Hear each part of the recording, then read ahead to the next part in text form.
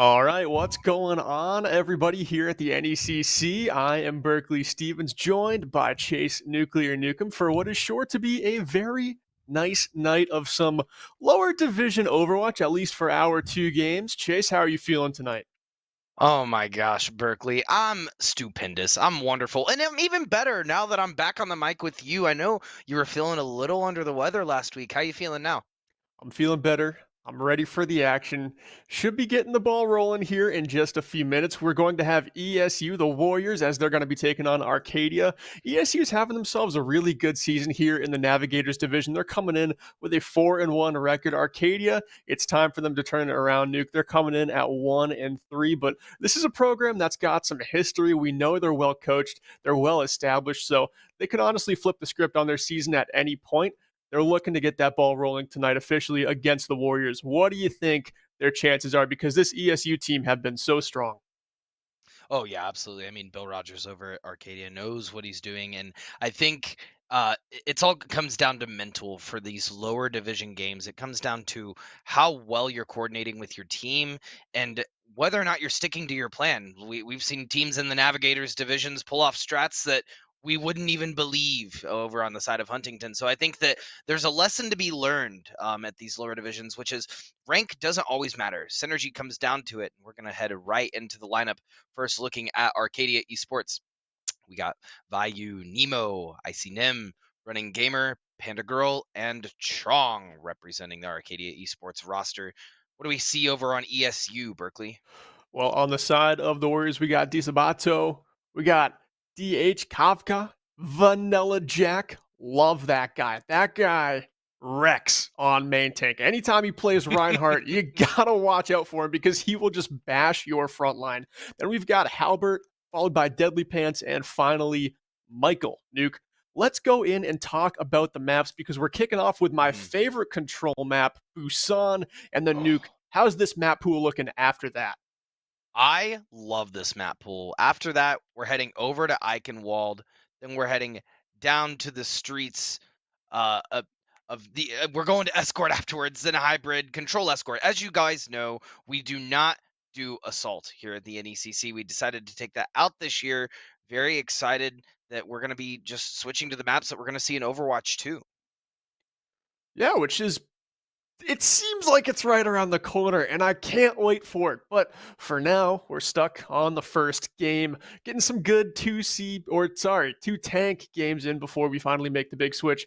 After Escort, we're going to be going back over to Hybrid. I don't know if you said these ones, Nubani, Oasis, and Havana. Havana's that map 6 tiebreaker. If we got to go to it, we're going to Payload because that's almost undrawable. There are rare instances, but Mhm. it's almost never. But Nuke, we're about to get going here underway in Busan. What do you think we're going to be seeing in terms of compositions as we're going to enter our first point? I'm not actually sure if it will be downtown or if this is just some Mhm. snazzy B-roll.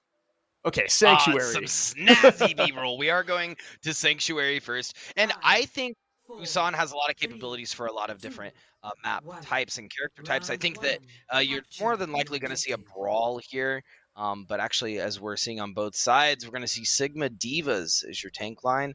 We're going to see Soldier as well as Cole Cassidy on the side of ESU Warriors, while Arcadia is going to be running the Pharmacy into the looks like Red Panda Girl is actually going to be running Widowmaker, and we're starting things out.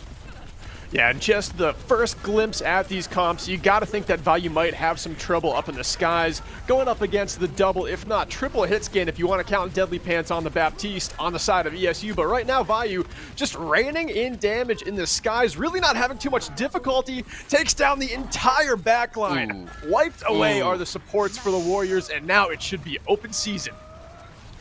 And we've seen this before, right, Berkeley? We've seen Pharahs just dominate the lower level divisions for the reason that it's hard to deal with the Pharah if you don't have the aim. And when you're in a lower level division, the mechanics aren't always quite there. So Pharahs are able to reign supreme, and that's exactly what we're seeing from Vayu on the side of Arcadia, almost having the barrage online. Yeah, and that is such fast alt charge that Value has farmed up. You normally see the Baptiste put up that Ant Matrix window, first ultimate of the game, anytime there's a Baptiste. But Value's got that barrage online with the help of Icing them supporting, damage boosting, all those rocket direction. We could see a lot of eliminations come very quickly in this next fight as Chong pops up that Ant Matrix early, but ESU wants to go in. Rockets raining down from above, take down the Baptiste Deadly Pants, but Value pays for that ultimate with their life. And it looks like ESU, they've got the Resurrect, but they just keep on finding the kills. Nuke Arcadia, they engaged with ultimates, they set the table, but unfortunately, they didn't eat. Yeah, the counter coming out from Vanilla Jack is exactly as you predicted, Ult Charge. That Gravitic Flux was pretty tanky, and you could say that Vanilla Jack likes to go hard in the paint, which is funny because his name is Steven Hard. Oh, what do we got going on here? Got a res. Looks like they're trying to res Vayu. Yeah, but ESU 5 ultimates online. Arcadia is gonna have to fish a little bit, get some information or get some ultimates online of their own. I'm not sure if Red Panda Girl is adding the value that Arcadia is looking for here on the Widowmaker. We are gonna see the self-destruct pop from both ends. Oh, and Nemo will find 2 in the deep sea, taking out Halbert and EH Kavka. Ooh, I seen him trying to get some healing in. Kree Cassidy High Noon is going to come out but not find anyone, and Arcadia pushing back on this point for a recontest, hopefully to get back online. The res will come back out onto Trong. This is looking either way at this point. I would love to see Arcadia get this fight win, get this flip, especially after that strong engaging ultimate by Nemo launching in that self-destruct for a 2K, and it looks like they do have the follow-up damage there, but Halbert's coming back in with a Mercy Pocket, so is Michael, just poking away at the flanks with 2 hit scan. They're threatening to get some early eliminations in this next fight with Nemo still out of the mech. Yeah, Di Sabato unfortunately was not able to get anyone with their self-destruct, and Nemo just returned with 2. That's a hard kicker to start a fight. ESU Warriors now down but not out. They're still pretty tied in terms of percentage, and if they win this next fight, it could do a lot for them. You're going to see Soldier 76 Tact Visor is online, and they could do a lot with it if they're able to bait out Nemo's Matrix. We'll see if they're able to do it here. Nemo playing very passive in their own backline here. Tac Visor comes out, but Vayu, fresh on the Hanzo, makes his name known in this lobby with 2 kills in that first fight. Make it 3, taking down both DPS as well as Deadly Pants in this fight. And this one should still be locked in for Arcadia, and with only 4 seconds left in the round, ESU has to stay in this fight. They can't gather their members back from spawn as quickly. Nemo throws in another bomb that finds 2, and that should surely be the first point. Busan Sanctuary going the way of Arcadia, but ESU not ready to give up on this fight just yet. Vanilla Jack making one final stand here on Sigma, has the DPS in tow now. Michael's in the wings. It looks like somehow, Nuke, after all those eliminations, all those members of ESU that got cut down, ESU comes away with the point. Yeah, you love to see ESU making this a closer game, and Vanilla Jack did a great job of being that pillar on point that ESU needed to get the rest of the team back. Arcadia just didn't have enough to get them off, and we're actually going to see a pretty aggressive Gravitic Flux come out from Running Gamer. I'm pretty sure that was a fat finger. Yeah, it could have been just a little too far away from the fight to connect with any value there for her, but now they're just going to have to make their way with 9 seconds left in this round to find something and make it fast. That last fight, Nemo had a 2K with the ultimate, Vayu picked off 3 with the arrows, able to take down the main tank there in Disabato, but it's a 1-for-1 trade. Michael into the back line makes this one a 4 versus 4 fight still, but Nemo diving in, taking down more, but it is just a Michael show on the side of ESU. Michael is just not found. He is at large right now with the Hellfire shotguns, taking down 5. Did he get the 6K? Gosh. Oh, Disabato steals it in the kill feed, but we all know Michael did the damage. Michael, the clutch player for the ESU Warriors, finds a 6K in this overtime fight, but still, Arcadia's hanging in.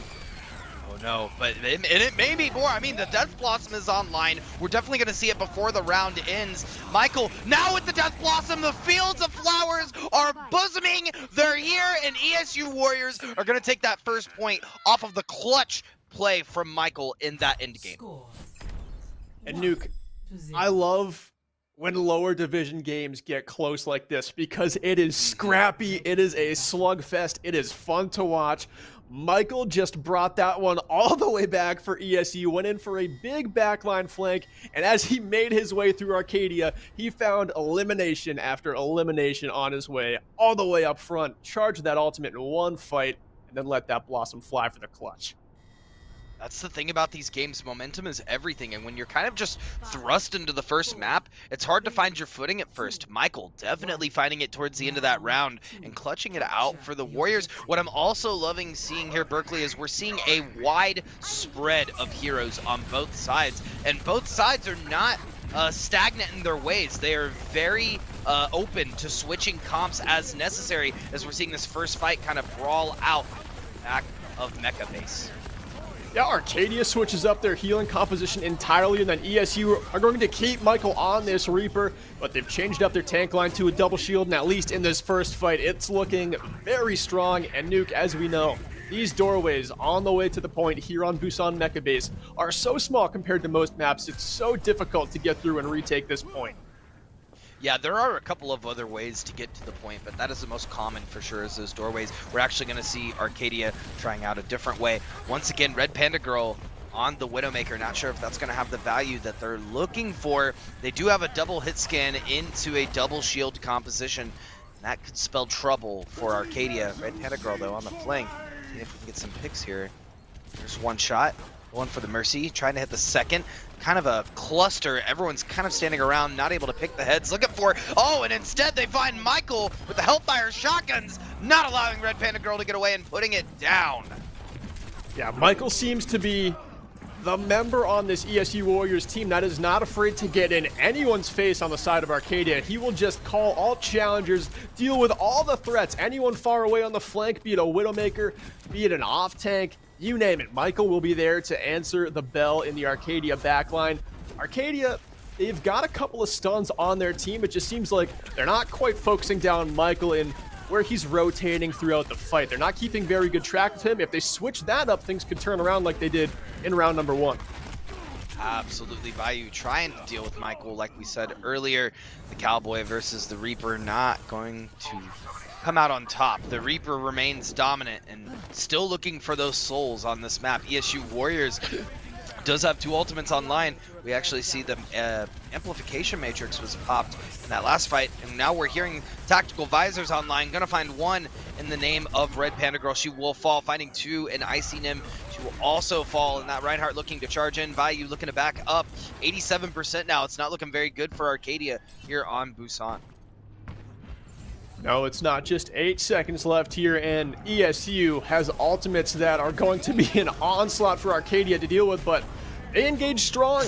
Self-destruct takes down DH Kafka. That's a fantastic opening for them, but Chong's use of that sound barrier is one he's going to wish he had for this next fight.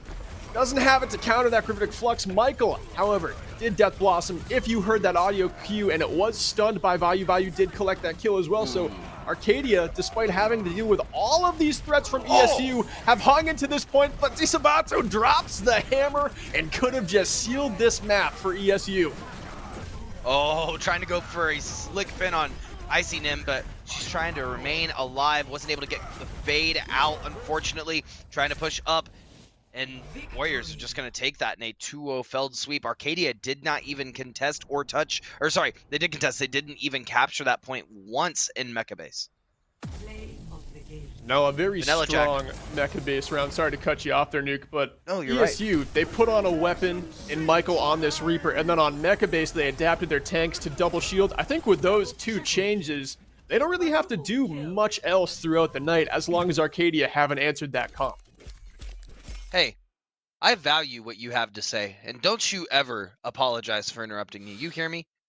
Thanks, man. Warms my heart. You're absolutely right. Oh, jeez. 100%.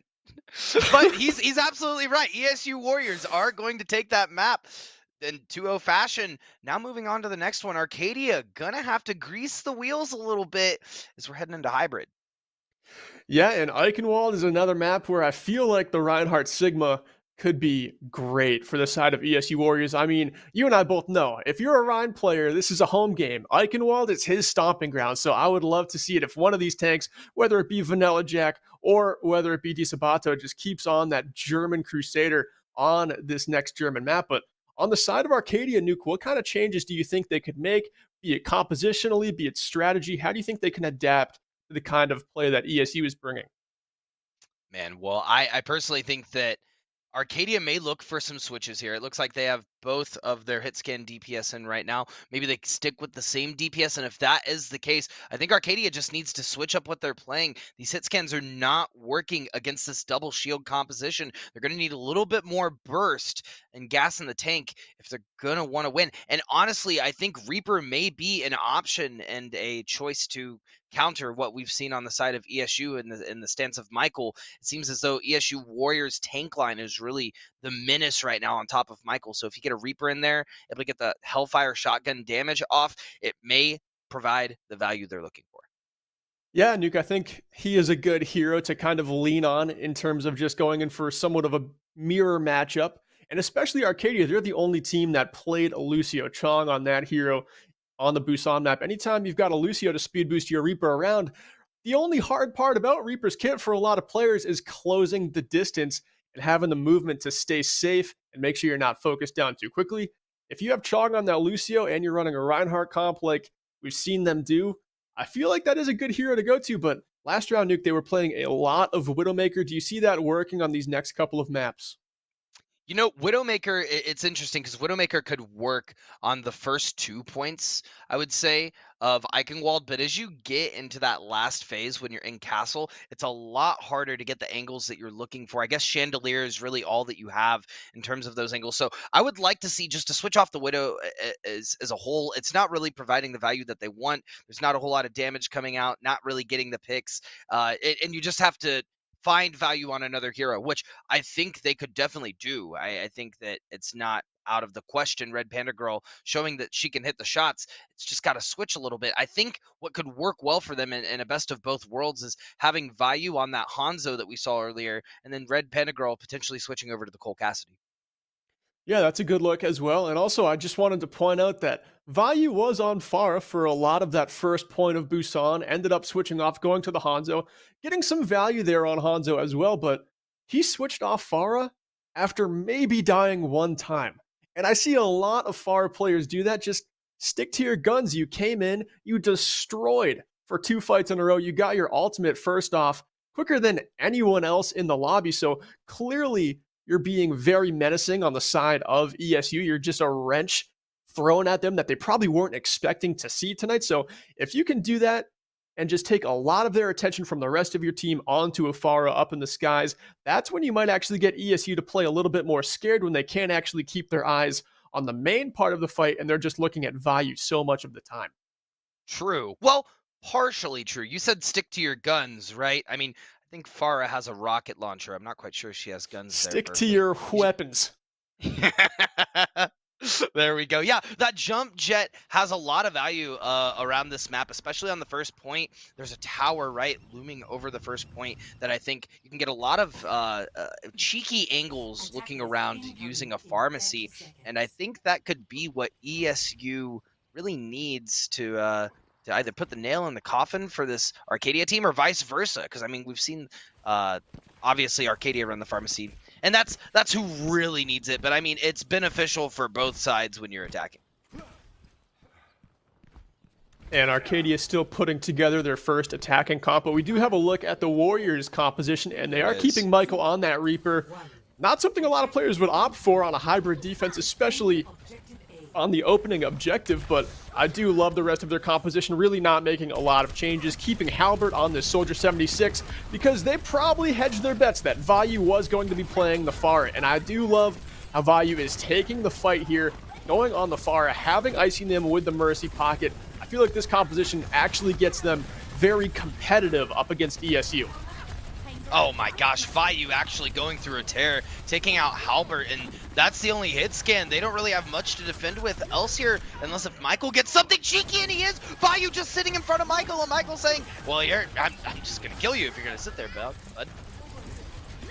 Yeah, they've got a resurrect they could use, but it looks like those team members are just a little too far away and they will wait for them to get back from spawn. So that original opening that Vayu gained by taking down the hit scan at Halbert completely negated. Michael able to somehow close the distance and get within shotgun range of this Pharah.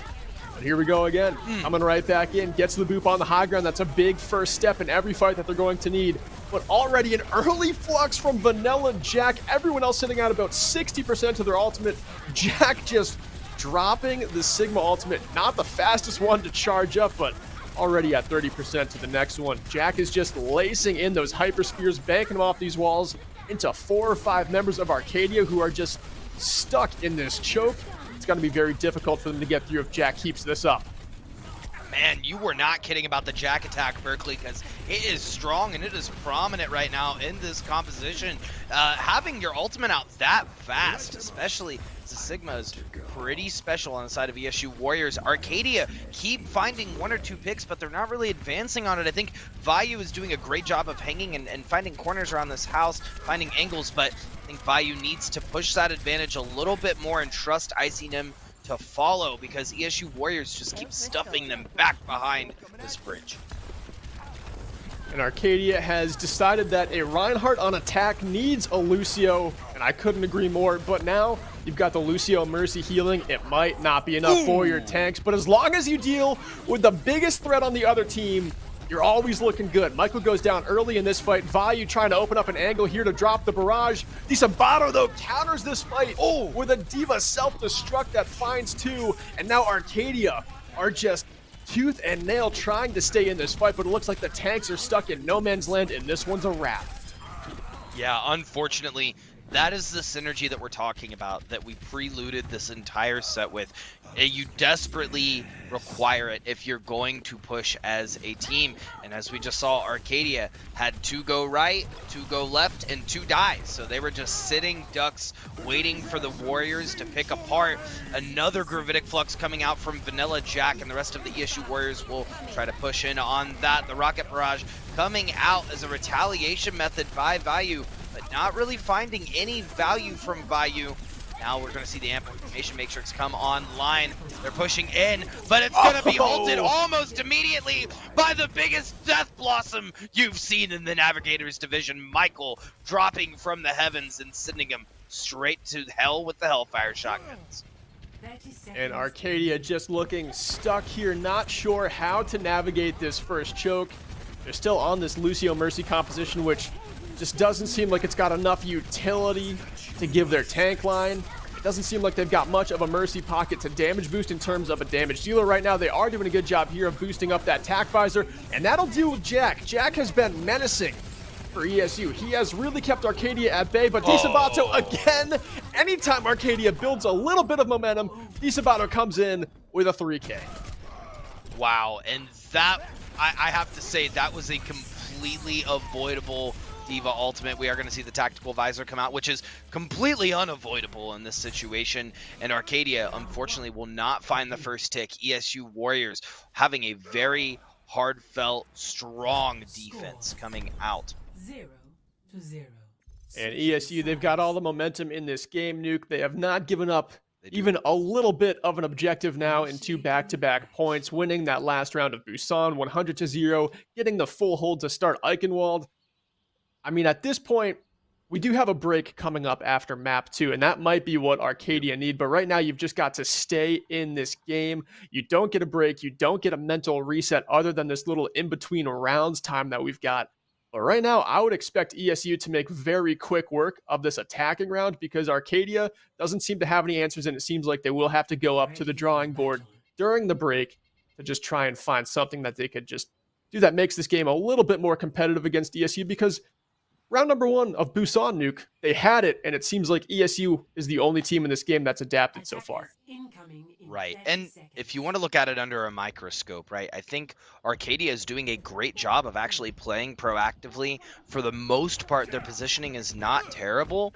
It's just when they get in the midst of these fights, when the fights really start hitting the fan, Arcadia starts hitting the ground. They're turning around. They're not synergizing well. It seems like their play falls apart. And when you're playing proactively, it's not just about the first step. That's not what's going to get you up the staircase. It's every consecutive step afterwards. And it feels like every time they get an inch, they just stop and hold. And they're looking for those full wipes instead of, you know, 1 or 2 picks to get the advantage and push in, which is exactly how ESU is playing. And if this trend continues, ESU will come out on top. And if Arcadia is one of these teams that watches their VODs back, they've got to really take note here of just how ESU makes space on the way in. Vayu's turret has found 2 kills in this fight, and even though Michael has picked off Red Panda Girl and is trying to find more in the backline, right now Arcadia still has the advantage, but ESU are just pushing in. They don't care that they're down a member in this fight. They know Michael's back there. He's got to be menacing. He's got to take down the backline and nuke. This one is over on Eichenwald. It would take a miracle from Arcadia at this point. I mean, it only takes, honestly, a Red Panda Girl to take out Michael, but the damage has been dealt, and ESU Warriors will take Eichenwald very convincingly, not nearly as close as that first map.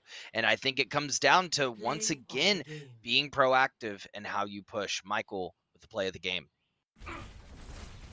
Yeah, we can just watch in silence as this Death Blossom, no one sees it coming. Oh my lord. Has the window too, and he rolls right through it to amp damage on both sides. That was a beautiful combo. You really don't see too many Baptistes combo their Amp Matrix with a Death Blossom from a Reaper, just throwing it right into the middle of the other team. It seems like that's a waste if you don't see the Reaper coming, but Michael, he's been tearing up this lobby. He's got to be stopped somehow, Nuke. Before we go to our break, what do you think is the best way Arcadia has, just any chance they've got to deal with Michael?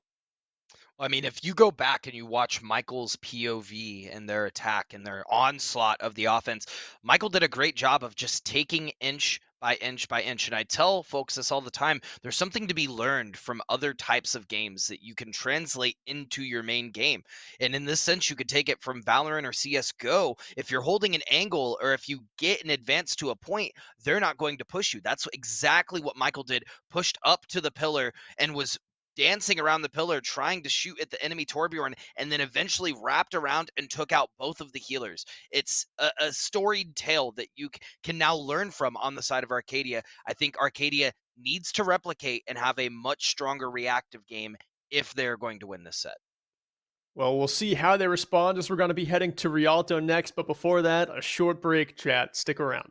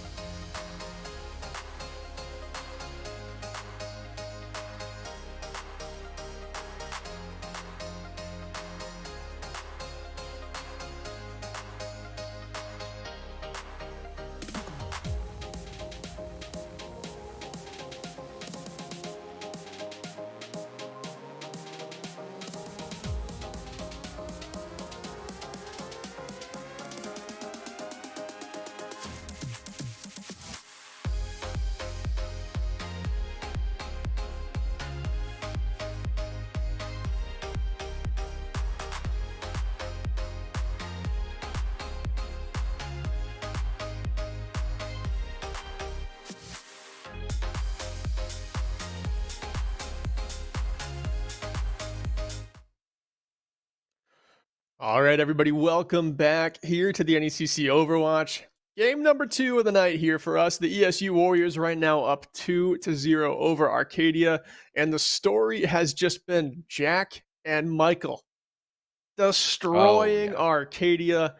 It's been pretty difficult. Arcadia, it seems like they've got problems up front. We're going to be going to Rialto next.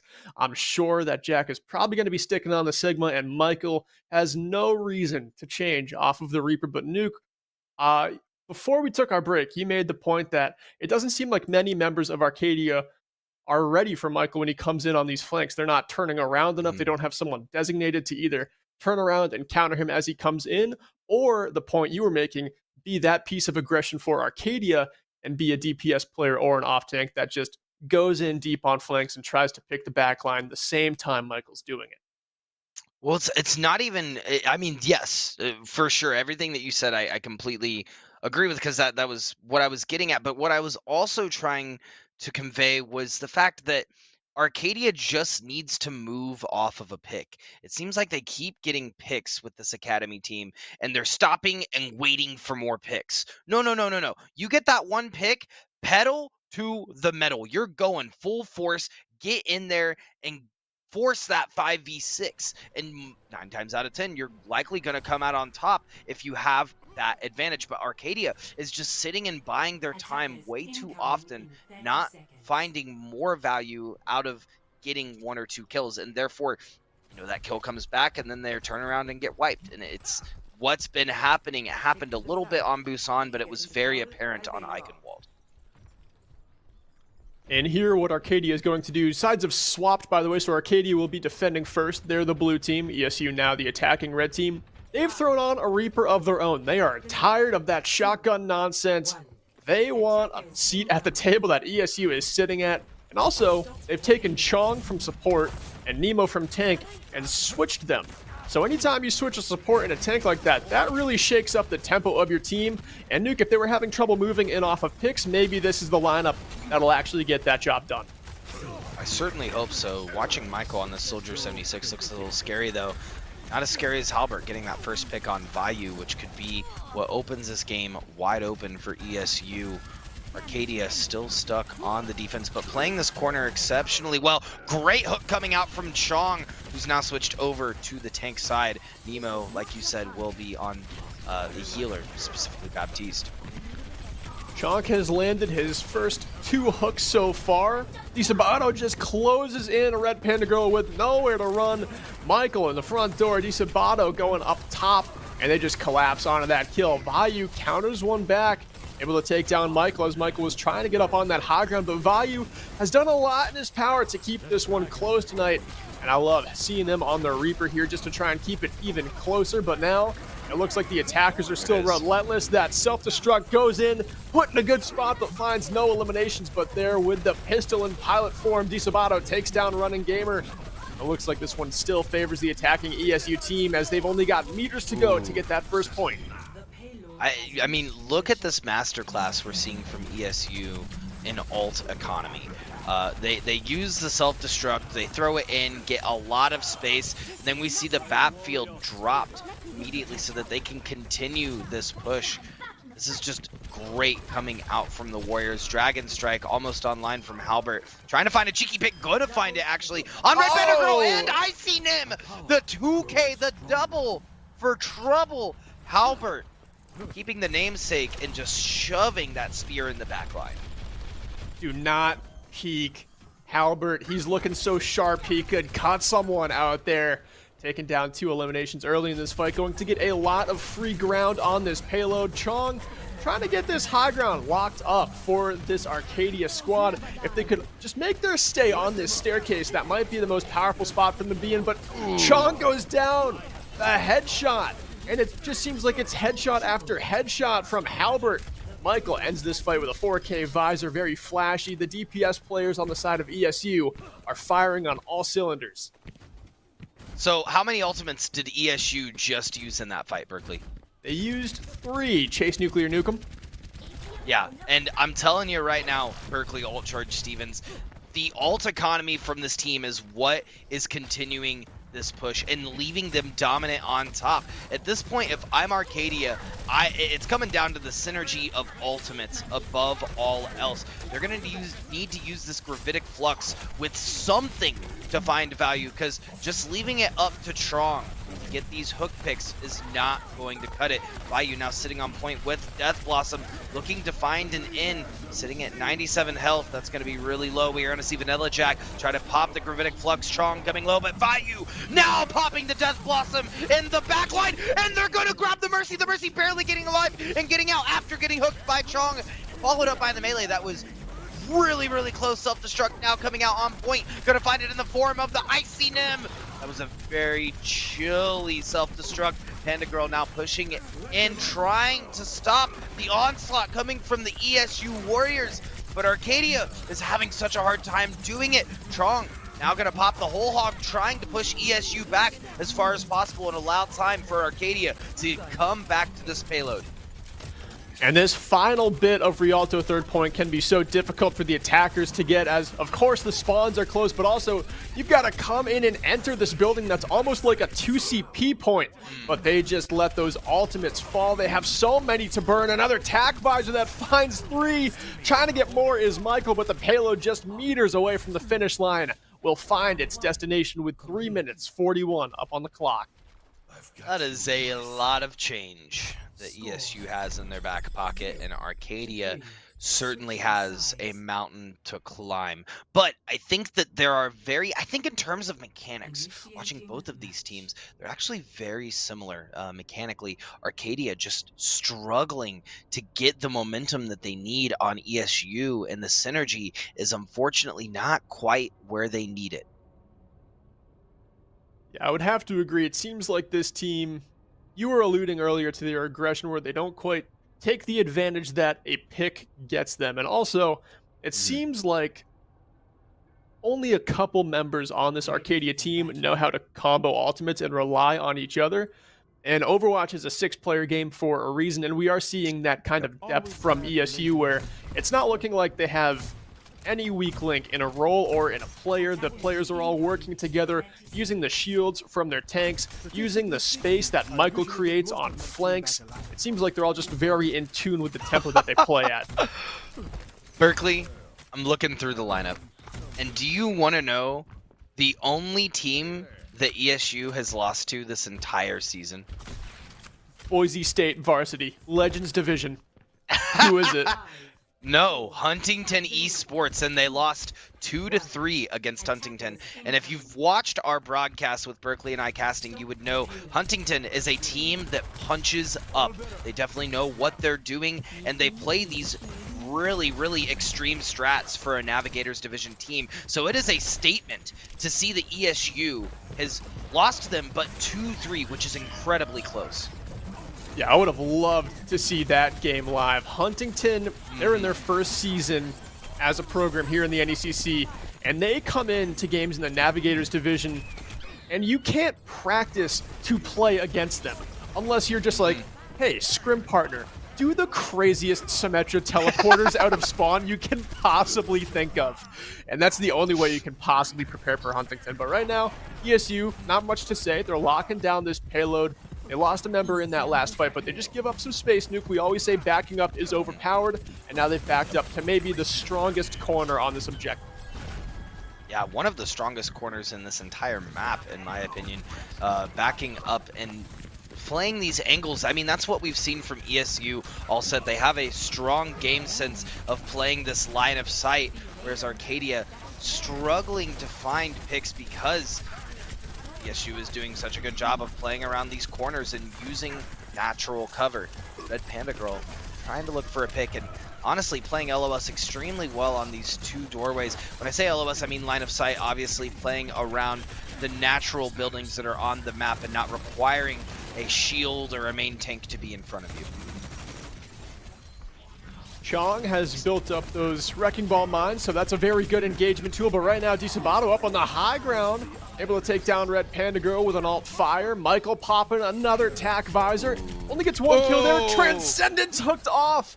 Invulnerability won't save you from an icy dip in the Rialto streams. Unfortunately, no Overwatch character knows how to swim. Maybe we'll get that in Overwatch 2. Not even Nemo on the Zenyatta, unfortunately. And that would be an interesting mechanic, getting an aqua-based hero that could swim in the water. That'd be pretty cool. Not as cool as Chong hitting Deadly Pants with the best thing you could. The ball, the mines coming out on point. Arcadia now having to back up, but the tactical visors coming online. Gonna find one, gonna find two. Red Panda Girl now pressing Q and pressing the advance, making ESU shake a little bit as they're gonna have to regroup if they want to recontest. My favorite part there, as Nemo finds his third of the fight, is Red Panda Girl popped that tac visor, understood the ultimate, and just didn't even try to put the crosshair on anyone, was just looking above everyone's head, just like, I'm just trying to get everyone in the circle. It always looks so silly to me as the Flux comes out now. Final stand here on the first point for ESU. They find 3 quick kills, and that should be the fight secured, but Vayu may be sneaking around on Sombra.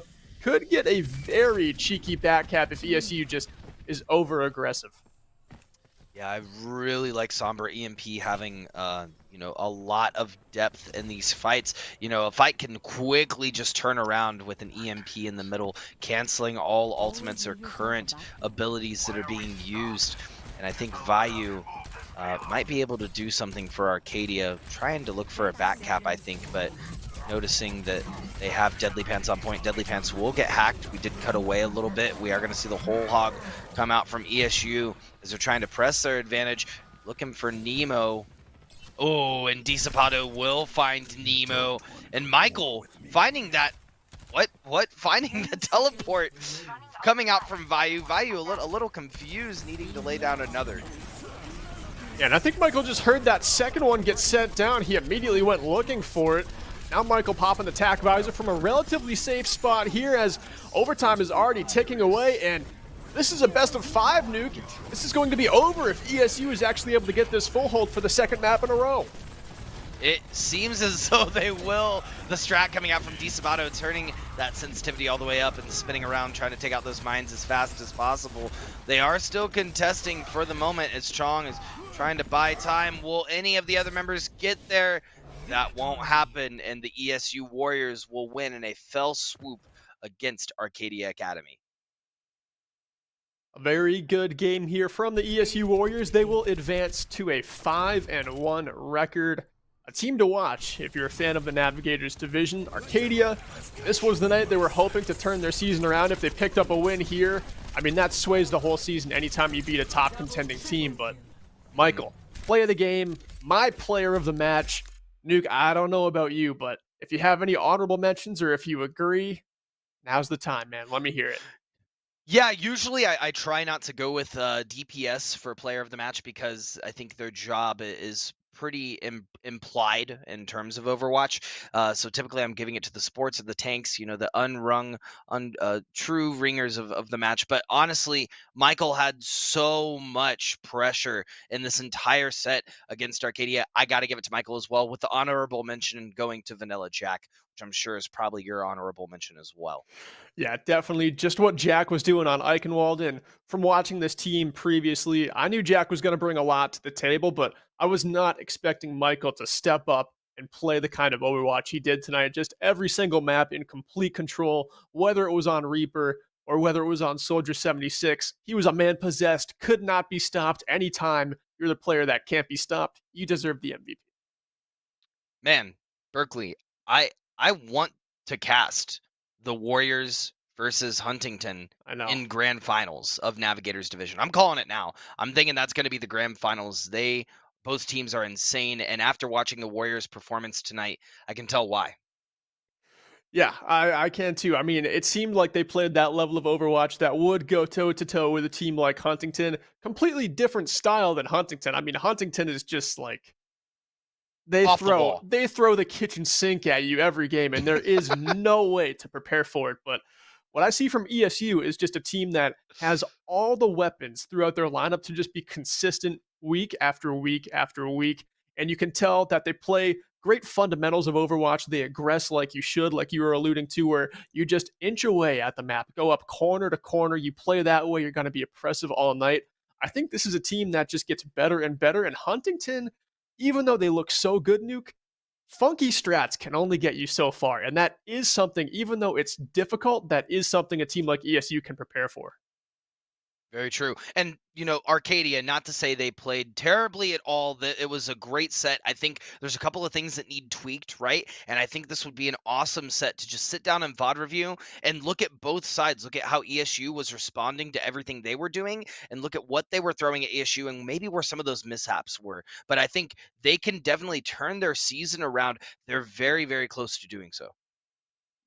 And next week, hopefully, it's their week to start getting this ship righted and put back on the right path. But Nuke, our next game number 3 of the stream tonight, is going to be Grandview versus the ISU Redbirds. Still sticking around here in the lower divisions. I believe this next one is Emergents, correct?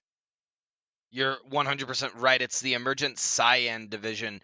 GV Vikings currently 3-2 with their team going up against the Redbird Red team, which currently won 5. And this is obviously the Redbirds' secondary team, I believe, same as Grandview. So this will be a scrap on both ends. It's kind of funny. We're at St. Ambrose, which is right in the middle of these two, and we see them fighting a lot. And it's kind of like when your cousins are fighting and you're stuck in the middle of the family reunion, like, when are you guys going to quit? But I'm very eager to see what they throw at each other tonight, as we'll both be on mic for that cast coming up soon, right? Yep, you and me again. Sticking around. One more game. You're not done with us yet, chat, but you are done for a little bit. We've got a little bit of a break before we go into that next match. So get some water, make some food, get some popcorn, put it right in front of you, and meet us back here very shortly.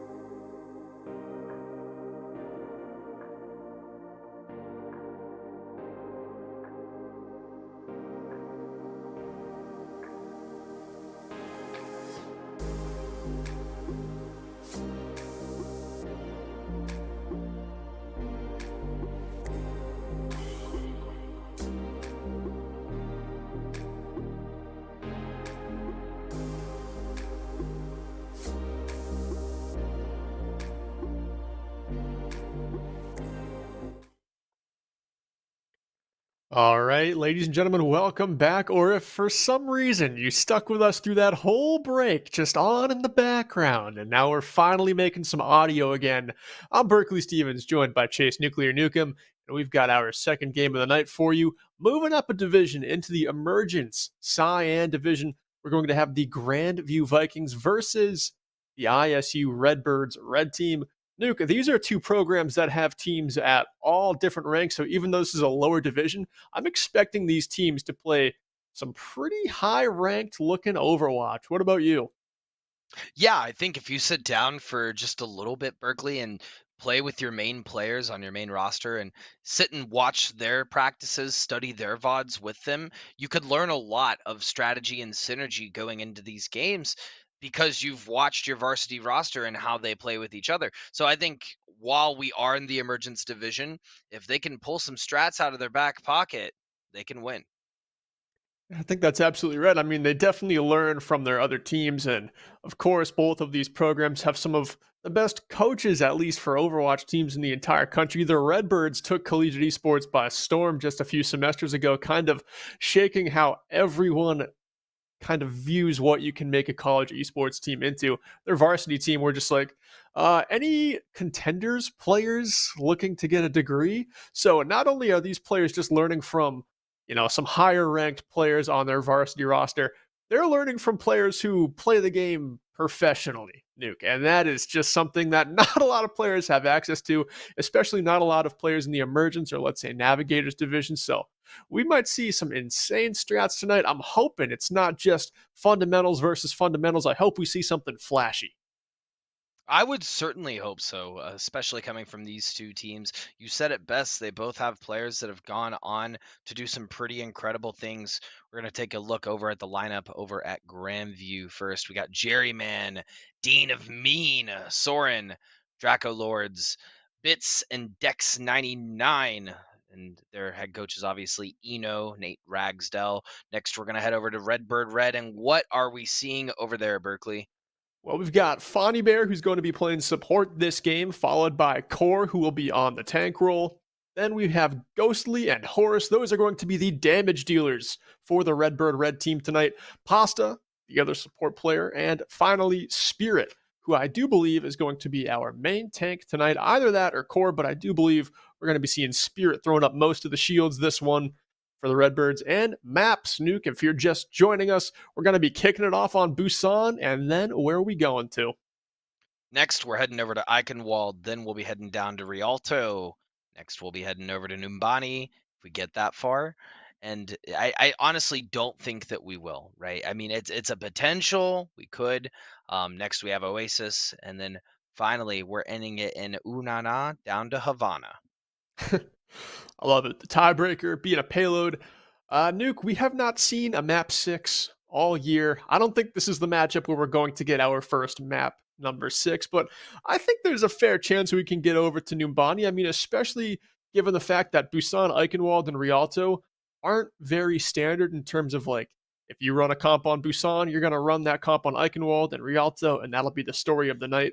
Busan, Eichenwald, and Rialto, you can run dive, you can run poke, you can run brawl at different points, like on Mecha Base we saw in the first game. So, depending on the strengths of these teams, I know that the Redbirds are definitely the underdog in this one, but it still seems like if a map plays to your strengths, you can definitely steal it off of a better team. I 100% agree with you. I think that there's a lot of flexibility in terms of picks looking at these maps. And while we are looking downtown, we could start in a very different position. And actually, coincidentally enough, we will actually start downtown.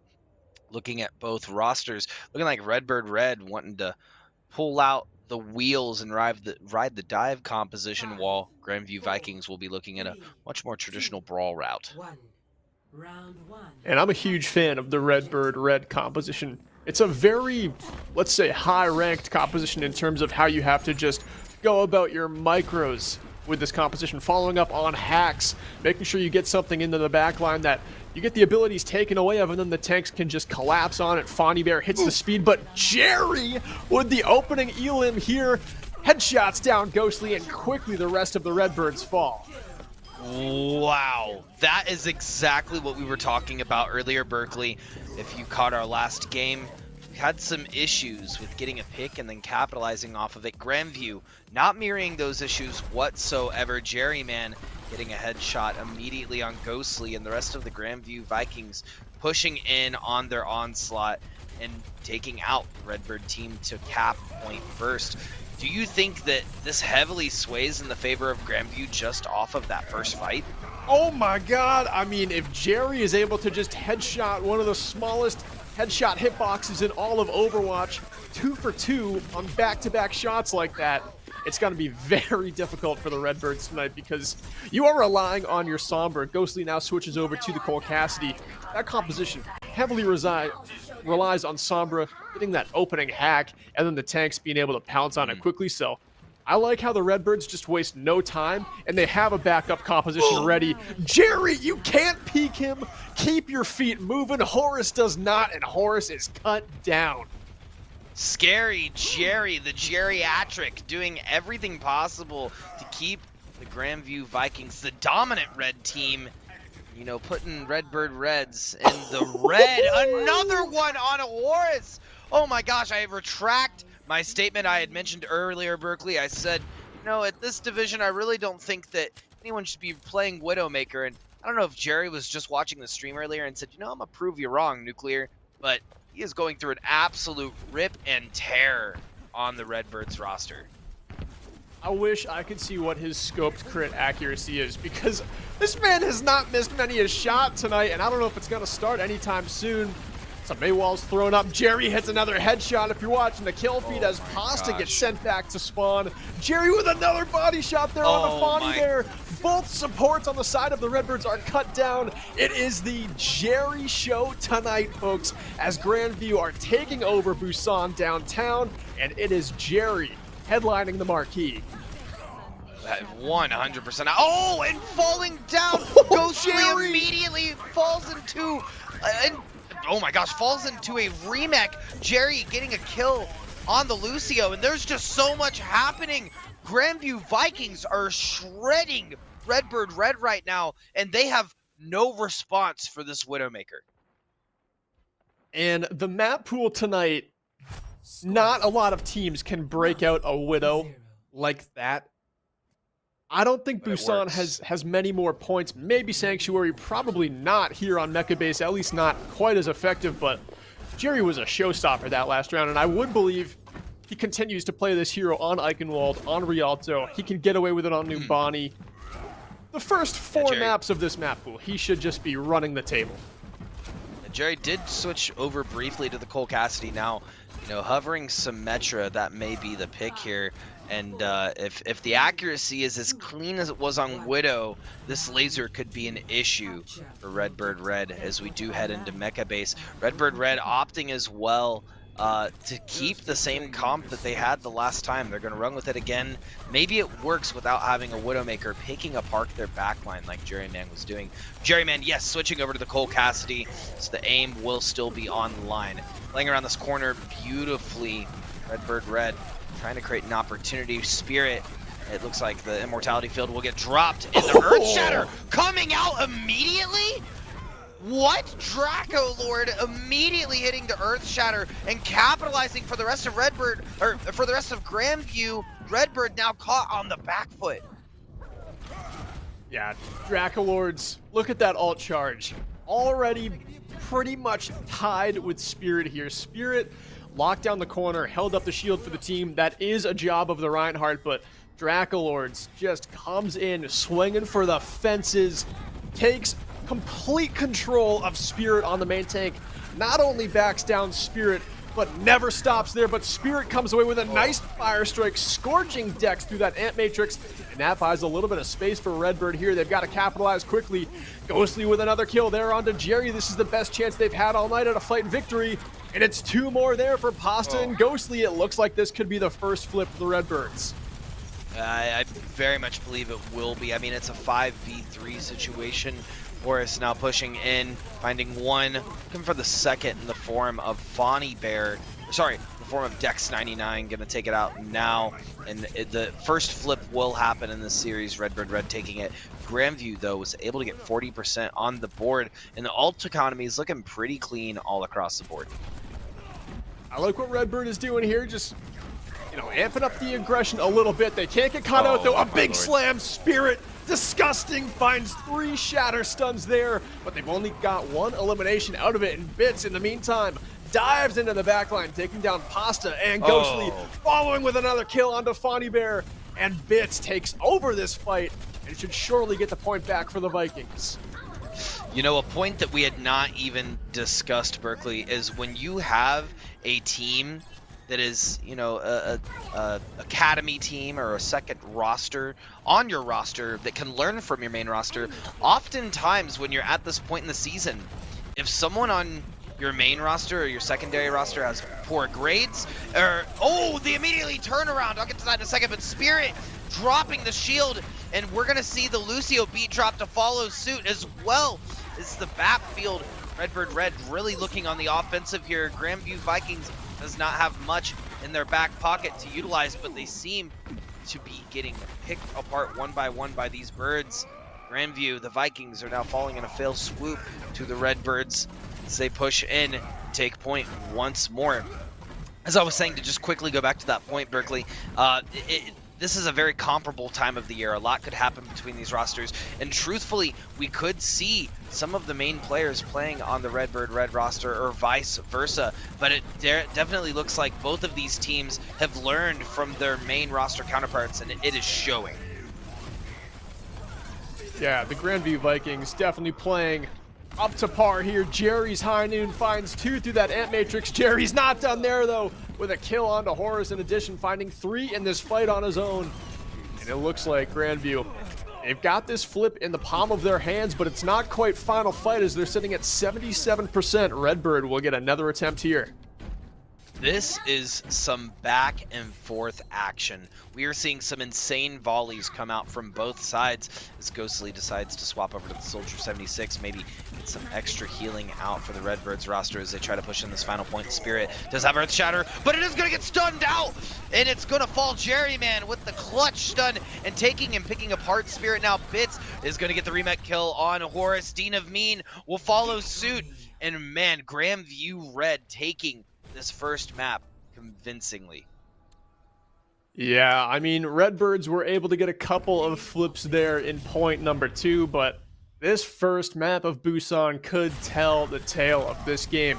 Dracolord's here with a massive shatter, the freeze onto the dive tank. Sorry, no shatter. Just this man hardly ever holds up the shield. It's hard to tell what he's gonna do, but you know it's gonna be a ton of damage.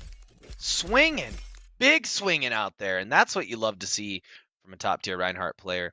Yeah, Draco Lords did a fantastic job on both of those maps, but I think the man to talk about is the Jerry variety.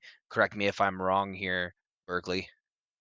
Yeah, definitely the showstopper. And it was a similar story last game where the DPS player for ESU, Michael, he was coming out, could not be stopped. And there, Jerry, same story, 2 different heroes. Instead of playing the Reaper and the Soldier 76 like Michael was doing, he looks unstoppable on a Widowmaker and Cole Cassidy, and that is scary, especially going into Eichenwald, where I would be shocked if Jerry doesn't pull out Widowmaker, at least on second point.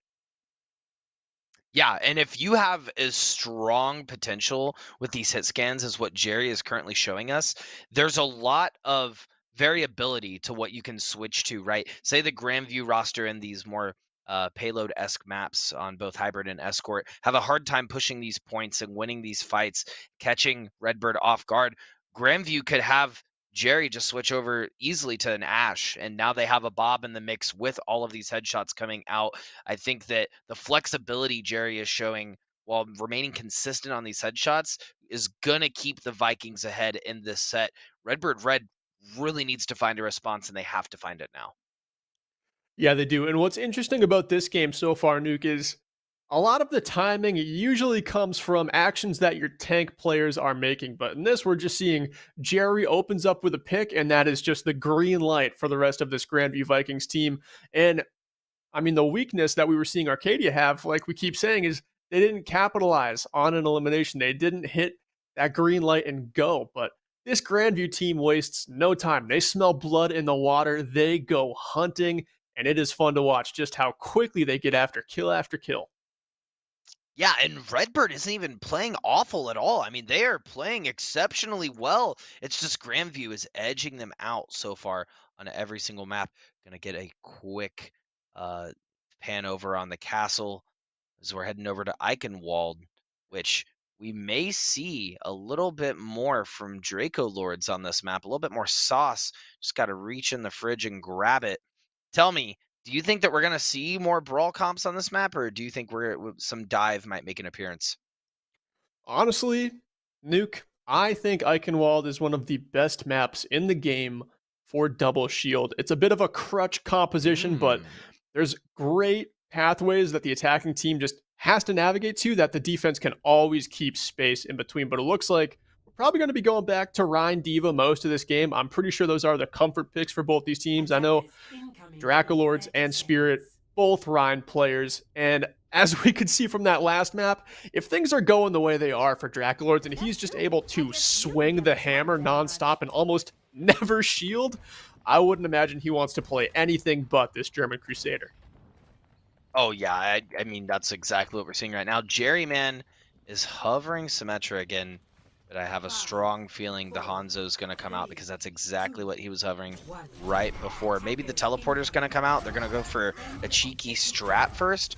I can see it. Yes, they are going to wrap around the back. This is the synergy that you need from a team, and this could be a steamroll. Jerry, man, getting the teleporter online. They're going to teleport left. Jerry! And my Lord Spirit with the 500 IQ read, charging with a spirited charge, killing Jerryman immediately in this fight, and Grandview tries to make a massive leap, but trips and falls on their face as we kick off Eichenwald.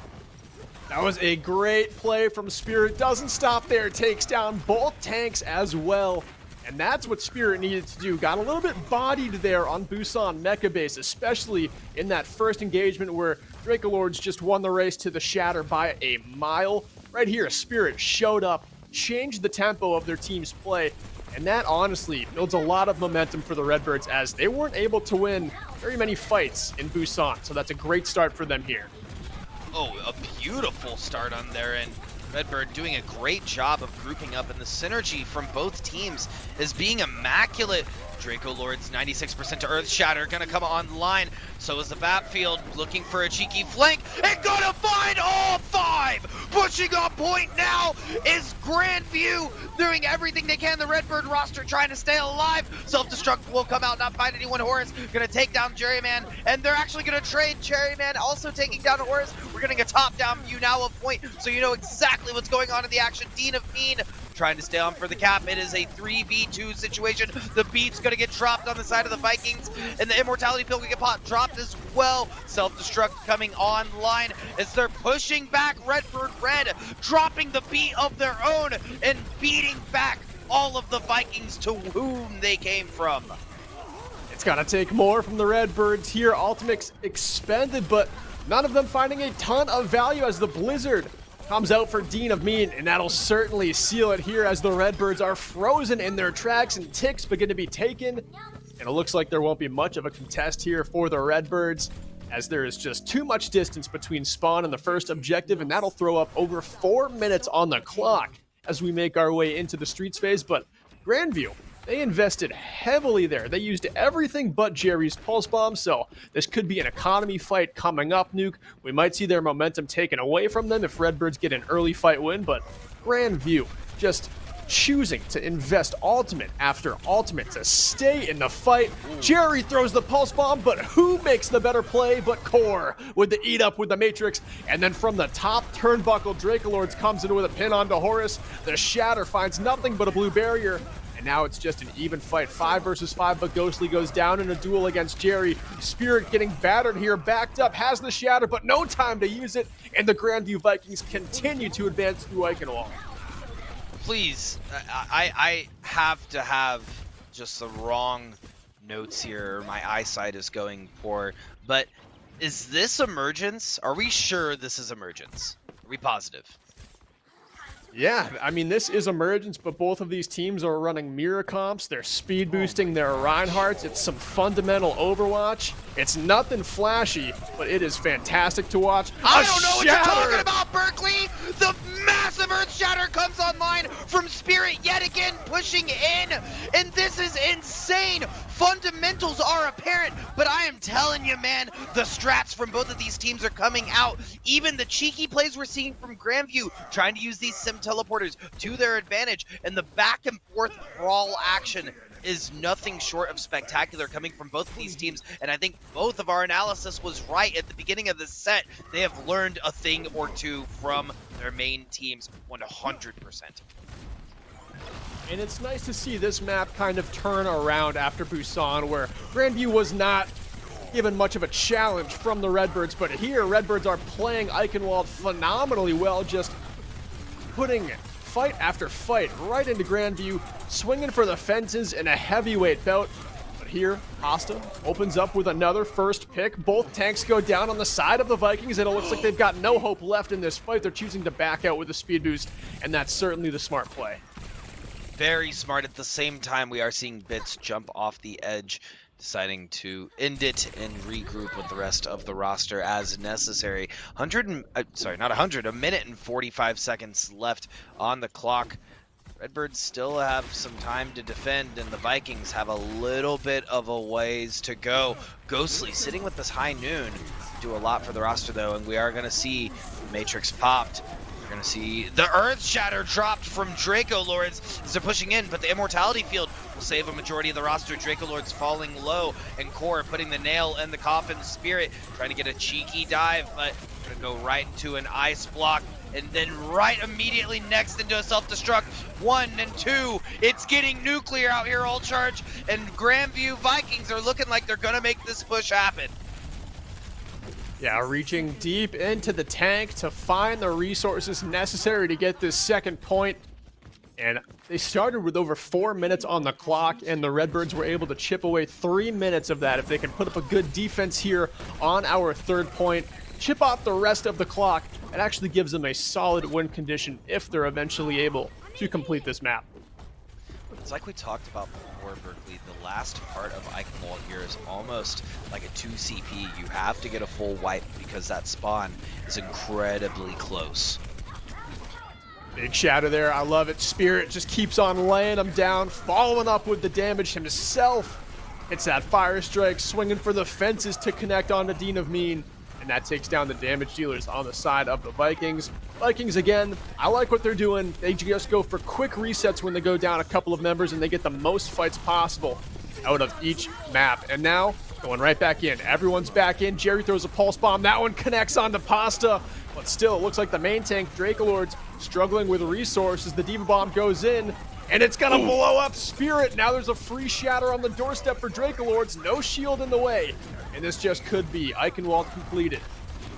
They are doing a great job of staggering the rest of the Redbird roster as they retreat back to the nest. And Grandview still on the ship, pushing through. Dracolords with the cheekiest shatter you've seen, but it doesn't connect. Unfortunately, feet will get dropped. Blizzard will follow suit on both sides, sitting on payload. They're trying their best to knock everyone off, and they're doing a great job of it. Redbirds are looking like they're going to hold here. Grandview looking a little fractured. Jerryman, though, following up with a great pulse bomb on Bonnie Baron. Spirit going to take out 2 in the form of Dynamine and Soren. Spirit, again, locking in a defense. Another fight for the Redbirds, just doing as much as he possibly can to keep this team alive and give them a good win condition. You don't want to give up too much time on the clock for the Vikings, as they will certainly continue to run the table in this game. But this is no Busan. This is no map number 1 that we just saw. This is a different story, as the Redbirds have really upped their game as we've headed over to our hybrid map. And it looks like they might not be done here. They're investing early, but giving up nothing as the Grandview Vikings. Dracolords moves and cleaves away some damage onto the front line, and Jerry pounces on the left side flank, going in now to the back line, trying to distract the heals, lands the pulse bomb onto Spirit, and now there's nothing in the way, but Dracolords does actually fall, but he won't be able to get off that free Earth Shatter. It's actually going to be a 5v5. Close to the third point finish line. The sound barrier dropped by Fawny Bear to keep the Redbirds supported in this fight. More ultimates invested now as Bits lets go of self-destruct, but it should be the Blizzard from Horus that freezes up everyone on the Vikings, and this is inescapable. Yeah, Ghostly trying to throw out a pulse bomb of their own, and right before these Blizzard kick off, Jerryman actually getting another pulse bomb on Ghostly. That is 2 in 1 fight. Jerryman is, like I said earlier, geriatric, doing insane amounts of damage, but it will not be enough. Redbird Red will hold on Eichenwald. Score. And I love it. That's the kind of Overwatch Redbird Red needed to play here on map number 2. If you wait to do this until map number 3, it's probably too little too late. You might have lost your hope in the game, but this doesn't just give them some momentum. It gives them that mental idea that, hey, we know we're the underdog in this game by far, but we just kept Grandview from completing the map. We have a very clear-cut win condition, and when that's in front of you, when that's on the table, it looks so much easier to take. Oh, cut out a little bit there, Berkeley, but you're 100% right. The maps have been so even so far in Eichenwald. It's been pretty insane. And here Heading on the into this, sorry about that. Hey, Nick. you're back. Here no, on the you're defense. back. I just love that you're back. What were you I gonna didn't know say? I left. Attackers incoming in 30 You were cutting out a little bit. But what were you mentioning there? How, for the first time all night, the Redbirds have a clear-cut win condition. And that, even though yeah. Busan, it was very lopsided, when this is on the table now when the Redbirds can actually see we just have to get the second point and then 67 meters. It looks so much more obtainable than coming back in a game where it was just looking like the Grandview Vikings were going to run away with it. Well, let's see if they can continue to run. They may run away with it now. Redbird Red trying to make the advantage, trying to get this push, and they will keep this roster that's been working exceptionally well for them thus far this evening. Ooh, they are going to get walled off, trying to get a cheeky charge. Spirit's going to go in with the airline, but that's going to be Jerryman finding the rockets on Spirit. Spirit will fall. That will be a reset from Redbird Red. This first point is one of the harder points to get through, and it looks like they're going to just build alt charge at first, which I'm sure you would agree is the best move. It definitely is. And when you're an attacking team going up against a Mei with a Mei of your own, you have to do this. You have to get the wall off first so that Dean of Mean can't throw one up and stop your rotation. Here, they throw up the wall, waste no time, speed boost right to point, but Spirit, a little overzealous, oversteps his bounds, gets in front of a Mei wall, and goes down, but Dracolords finds his way off the map somehow, so we've got a relatively even 5 versus 4 fight, still favoring the Vikings, and they're starting to run away with it here as Jerry pops the visor from the heavens and cleans everything up. Yeah, I'm not quite sure if the visor was necessary, but they used it, and I would rather them use it than hold it, right? Because they do have a couple of ultimates coming on line 3 to be exact, and they did combine it with that Babfield Soren on the Baptiste. Redbird Red need to get some value out of the field of their own. Pasta sitting on it, and it will get popped as we talk about it. Ghostly also will now have the High Noon online. Grandview doing a great job of backing up playing point. That's going to give Redbird the opportunity to advance. Horus now just have Blizzard online. They're going to push on to point. Ghostly finding the first pick on Dean of Mean. Looks like the beat's going to get dropped from Dex, providing that much needed support for the side of Grandview. Redbird Red does have 4 ultimates online. Seems like both teams being very stingy. As I say that, we're going to see the Earth Shatter popped, followed suit by the self-destruct on either side. The Remix not going to take any kills thus far. Bonnie Bear pop the beat, drop it, lock it, polka dot it on point, and it looks like Redbird Red talk about going to take this point. Dean of Mean trying to get on, use Ice Block to get some distance. Bits exceptionally low. Core finding the kill on Dean of Mean. Bits now with the drop. Jerryman coming back with a tactical visor, trying to do everything to stop the Redbirds from taking this point, but will fall short. And this fight seems like it is going on forever. Grandview doing a great job of getting back in time to at least contest and run down this clock. Yeah, and I like what they're able to do, just poking and prodding at this objective on the defensive side, getting more ultimates out of Redbird than they might have needed to take the point, but still, Redbird, that fight went on so long, you've got your ultimates back, you have 3 in the bank to use. Spirit just got that Earth Shatter to make it 4, but this is the hardest part of the map to navigate, is how do you get this defending team off of this castle when you've got a brawl comp? You can't just jump right up there, you've got to go underneath like we see the Redbirds doing. Up this staircase with a Mei wall on both sides can just seem insurmountable. Rotating around here, taking their time, are the Redbirds. They've got so many ultimates to use, and they're just waiting to pounce. And you can just tell they're bunkered up here trying to bait in the Vikings, and they do. Fitz the Diva goes to point, quickly frozen and demeched. A great play by the Redbirds there to bait out the off-tank on the Vikings. And this is a great opening for them, but the Vikings just staying strong up on the high ground. They know it's the spot to be. Yeah, that was a great play from Soren as well, dropping the field. Redbirds had to back up almost immediately, and Redbirds definitely baited it out a bit. Spirit now looking for the kill on Dex. Dex with an inkling of health left. Looks like they're going to barely get out, as none of the hit scans are able to find the target. That is an elusive Lucio if I've ever seen one. Spirit with the Earth Shatter now sitting on point, finding the kill on Dex. Was unable to find earlier. Core getting up on this high ground and causing some havoc, taking out 2 with Horus, and it looks like Redbirds will continue their push. That is the gamble you play when you split up your roster like we just watched Grandview do. Spirit wanting to lay it down here. If there's any contest from the Vikings, Spirit is just going to dump an Earth Shatter and rock this objective. with just 2 meters to go. I'm sure they'll invest anything to take it at this point. But the Vikings putting up a decent fight here, investing ultimates of their own, a sound barrier and the visor from Jerry, but Jerry gets dove by Core, who's been dueling him out all night, it seems. And that shatter comes in! Dracolords lays it down!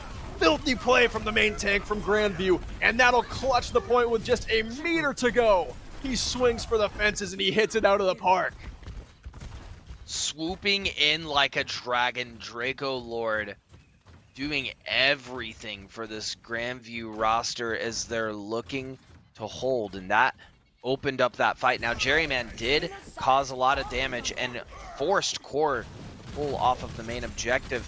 Redbird Red now has 1 minute left to make this push, but they do have sort of the short route to take through the castle, and they do have a Blizzard online, which will get almost immediately thrown out.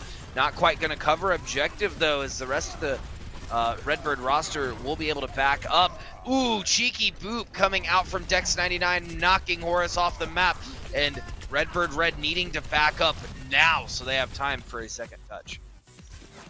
And the way these fights have gone on and been a little bit scrappy at the ends of objectives, I would imagine this ends up being the last fight of the round, as long as it's not captured. I mean, the Redbirds, they've only got one ultimate to use here, and that's Pasta's Amp Matrix. I'm sure they're going to be trying to get a ton of value out of her ultimate from the support slot. Fonny Bear close with a sound barrier, but on the side of the Vikings, 5 ultimates on the board, and they're going to be falling like hourglass sand. Inevitable. You won't be able to stop it. It'll be an absolute onslaught. But here getting the first bit of tempo is the Redbirds, but surely it's not enough. Jerry, in an undivable spot, puts on the goggles. The visor doesn't miss, and that is Grandview locking up Eichenwald with a 2-1 victory. Berkeley, I'm speechless. I don't know what to say. I mean, Grandview had 5 ultimates online, and in the end, they only needed 1 or 2. Play of the game to Draco Lords. The insane Earth Shatter, hitting 5 or 6, maybe, have hit everyone on that payload and really turned the tides of the fight back in the favor of Grandview, as Redbirds were really looking like they were getting some momentum there, but Jerry quickly put an end to that. Yeah, and he was the showstopper in round number 1 on Busan, and he stopped the show again on map number 2. But Dracolords with the play of the game, that was the clutch play that kept that payload before the second point. But Nuke, talking a little bit about Redbirds here before we go to our break, how much better did they look compared to Busan, and what changes did they make to make it happen? Oh man, they look so much better. They were synergizing immaculately. They were playing around each other. It didn't seem like it was 1v1 v1 v1, right? They were forcing these 2v1 plays. They were getting the picks needed, and we saw a pretty cheeky play from them at the beginning with Spirit getting that insane dive or counter dive on Grandview, trying to Symmetra teleport in, that quickly caused Jerry to switch back onto the hit scan almost immediately in those fights. Redbird looking very strong. I mean, the Earth Shatters coming out from Spirit just alone were insane. Core diving that backline a lot more now that we're getting into these payload maps didn't allow Jerryman to just go on a spree for the most part. I mean, you could see on the Soldier 76 every time, except for that last fight, Jerry was ulting, Core was on them almost every time. So Redbird looking much stronger, but still not strong enough. They got to pump those weights a little more. Why, because I think we're going to go to a break, so I think they have some time to do so. Yeah, we'll see you just after a break. Hopefully the Redbirds are able to steal a map off the heavyweights in the Emergents division. We'll find out very shortly.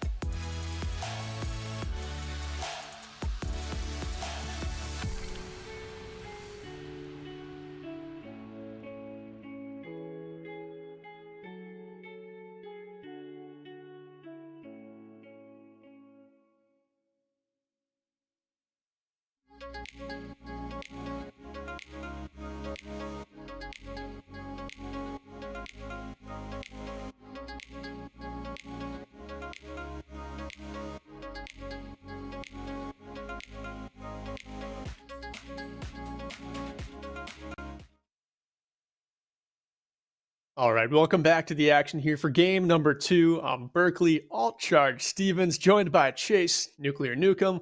We're currently casting the Grandview Vikings versus the Redbirds Red, and it is a 2-0 scoreline so far as Grandview just eked out a win on Eichenwald.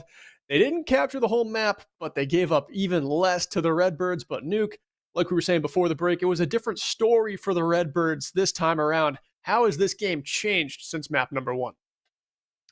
So in map 1, we saw the Redbirds, very back and forth with Grandview. They did a great job of getting on a par with the fights. The fights were looking clean. Jerry was coming out on top and just smacking the Redbird roster back and allowing a lot of opportunity for Grandview to just have 1 or 2 people on point holding it down. As we moved into the second map, the Redbirds seemed to get it together a lot better. We just saw more synergized play. We saw a lot more capitalizing on and utilizing ultimates at the same time. Obviously not overusing ultimates, but synergizing them with each other. And I think the mental fortitude on both of these rosters is probably some of the best in the entire Emergents division. But as you said, Berkeley, Redbird Red now sitting on their losing point, potentially Grandview. This will be winning point for them. And Rialto could go much differently than Eichenwald. Little bit of a difference in maps. Tell me, Berkeley, how do these two maps differ and how are they the same? Well, they're the same in that you can get away with a Reinhardt Diva composition like we're going to see Grandview run it down mid with, at least for the first couple of fights here, but Redbirds are designing this map toward a double shield composition with more poke, and the sightlines are so linear. There's not these crazy flanks you can take or these high grounds that are a little bit out of the way of where main fights usually take place. So the Redbirds are going to be playing a poke composition here, which should work very well, but Grandview, even though they're running Brawl and they're going to have trouble closing the distance, it's not impossible. And they've got Jerry on the Ashe for those very narrow chokeways, and we'll see just what he can get done here. But Horus with the opening kill onto the mech of Bits before going down to Jerry, who already throwing in a dynamite, finding kill after kill. Look at him go, dropping greats like a clumsy waiter drops plates. Jerry is on a tear in this game. I should have changed my name to Oracle because I prophesized this. I said if they find themselves in a pinch, Jerry will switch over to Ashe, and that's exactly what we saw. I think it was a bit of a bait at the beginning. Jerry started out on Doomfist and then rapidly changed over to this Ashe, which is working so well. Draco Lords getting a decent fire strike on Horus, cutting through the building. It's gonna hurt. Finding 4 with the Earth Shatter. That is gonna hurt Berkeley. Ghostly putting Draco down and saying, "What are you doing? Stop, please. These are my friends." And I love it. Going over the bridge there, Draco Lords knew the Shatter was going to come online, and he saw Spirit put down that Orisa shield. Of course, we all know that's a cooldown. You can't just put it down, take it down, and replace it. Once Draco Lord saw that shield go down, he was like, all right, I'm going on a flank. Nothing can block this. The backline was there. Everything was present and accounted for, and now Draco Lords, again, is making a stay up in the front line, but Spirit here swings into Bits and takes that Diva out of the mech. Now Bits trying to get back in the suit, but Core eliminates them right before they're able to hop back in. And this looks like Grandview might be sent packing here. And Nuke, this is one of the more difficult second points in all of Overwatch to get because of this hotel high ground. Are we going to see Grandview stumble like they did a little bit on Eichenwald second? They could. It's going to come down to how well Bits is able to get some value here for the Grandview roster. Redbird did a great retaliation, and I'm actually surprised they were able to take that point. Jerryman flubbed a little bit with that bob throw and hit it on the corner. So what Redbird did was they recognized the bob came out. They knew that Dean of Mean had Blizzard, and they just all backed up and waited to play those sightlines, and it worked out for them. But Jerryman now keeping on this offense, and 64% again to Bob is nothing to scoff at. So we're going to see the self-destruct come out and find Ghostly, and it looks like Grandview is just pushing on this tear. Sound barrier coming out a tad late, and honestly, I don't know if Grandview needed it, but they had it to expend for sure. Yeah, they certainly did, and they're rewarded with the second point for their investments. And anytime you get the point, let's just say all investments have paid their dividends here. Going into the third and final with just under 5 minutes to get the job done, it looks like it should certainly be something that Grandview is able to accomplish here. But Spirit, like we've seen in the last 2 maps, trying to put an early end to the Grandview Vikings push with a very big shatter that just falters the front line. And now Spirit, who has had trouble being aggressive tonight, is really starting to make their play felt. Spirit! Oh my God! Draco with a 5-piece going through the bookstore, coming out the other side and cracking it wide open for the Vikings as they pillage and plunder all of the Redbirds. That's twice now. Draco Lords has gotten away with murder with flank shatters, and the Redbirds have not seen it coming. Yeah, that was a great... For a second, I thought it was Spirit, but that was Draco taking the flank, and it worked out well. Horse throwing that Blizzard in the doorway, trying to stop them from pushing, but a well-coordinated push from the Redbirds will cause a 3K at the end. Dynamite laying down that Blizzard and halting any chance the Redbirds had to defend.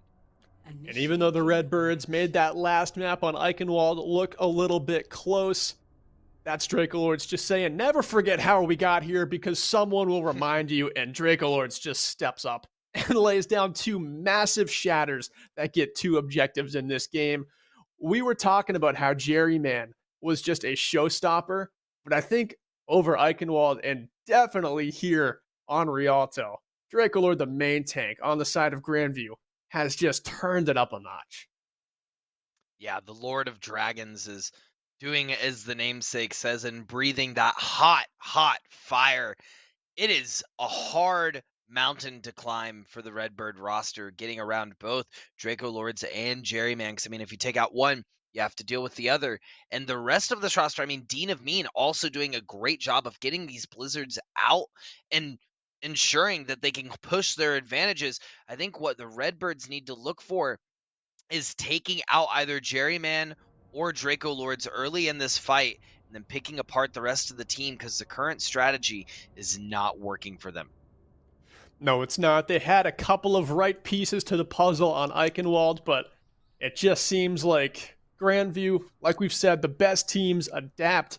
They went into that break knowing that after Eichenwald, they looked a little bit weaker. Well, they patched up the armor here. They filled all the holes in the boat, and they looked unstoppable on that Rialto attack.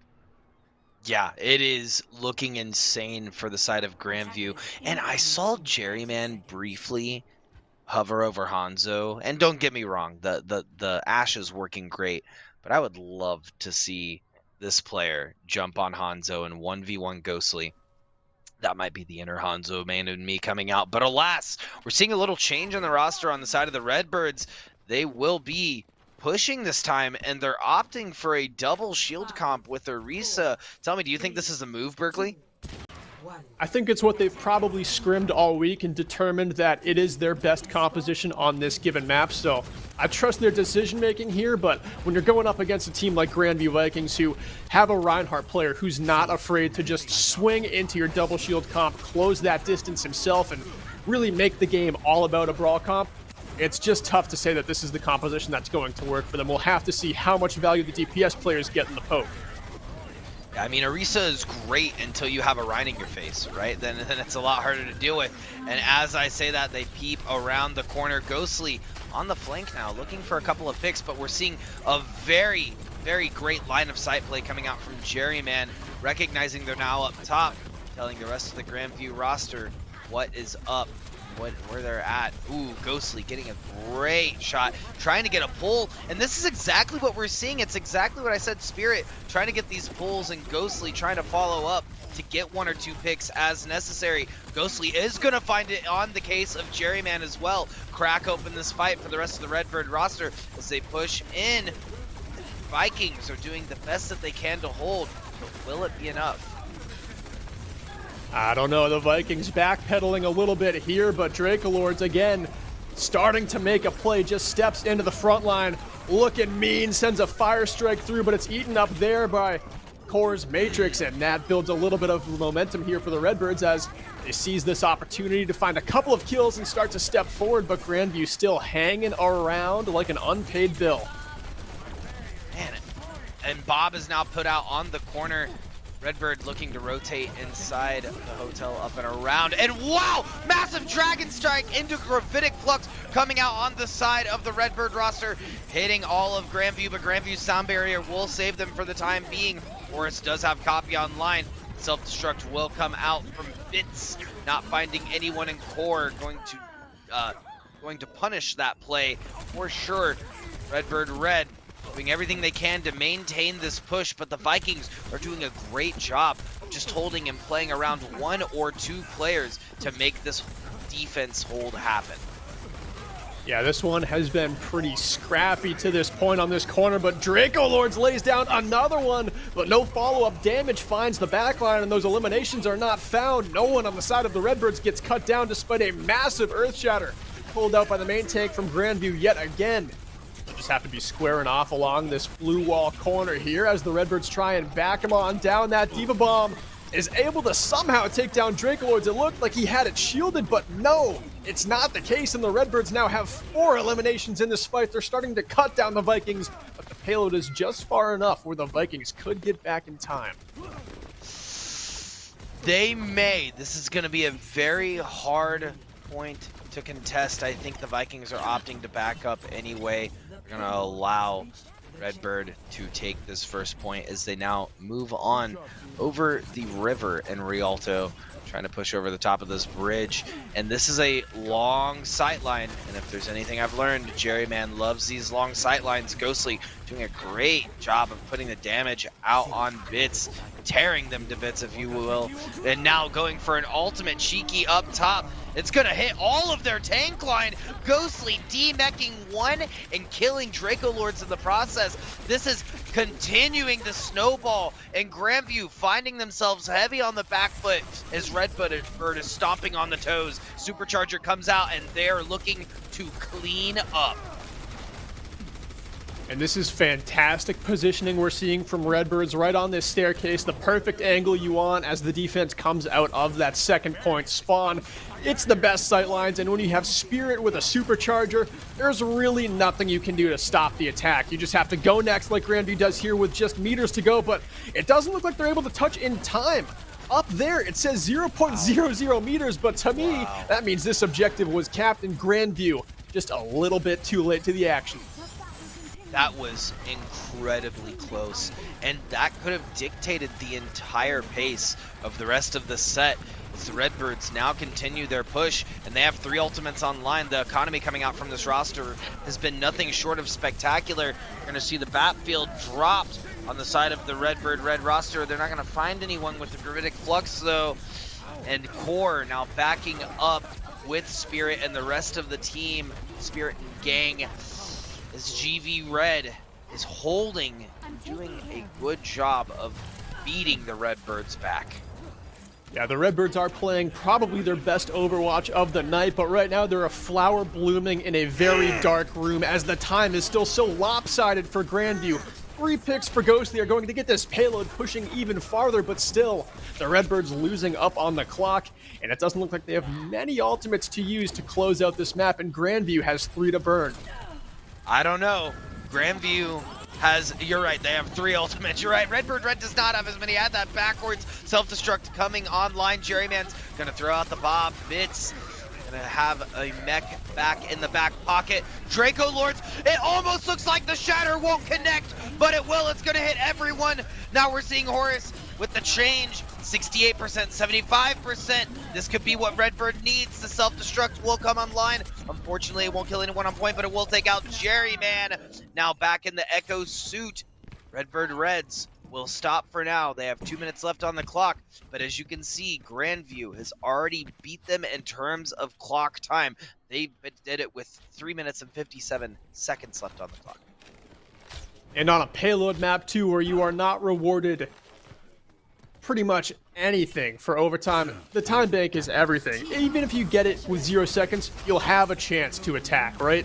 But still, anytime you're going up against 4 minutes on the clock, that is just so many alt cycles that Grandview will get in this overtime if we make it there. But right now, the Redbirds, they're not worried about that. They're not giving up in this fight. They're going to continue to invest. Ghostly is going to continue to roll heads as Dean of Mean goes down, but Grandview swings this one back as the tanks collect some kills on the Ghostly and core. And even though this one still favors in terms of members for the Redbirds, I don't think they're able to win this fight outright, at least not quickly. No, I mean, they have 3 that they're able to push back with. Both supports are stuck out now. We are going to see a sound barrier drop from Dex99, and we're going to see a headshot come out as well. Asta La Pasta with the... Pasta's going to try to come back as quick as they can.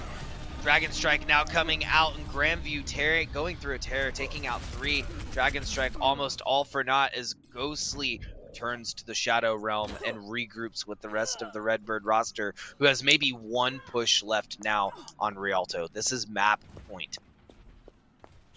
Yeah, 30 seconds to play here on Rialto, and it is do or die time for the Redbirds. You've played great in this final map tonight.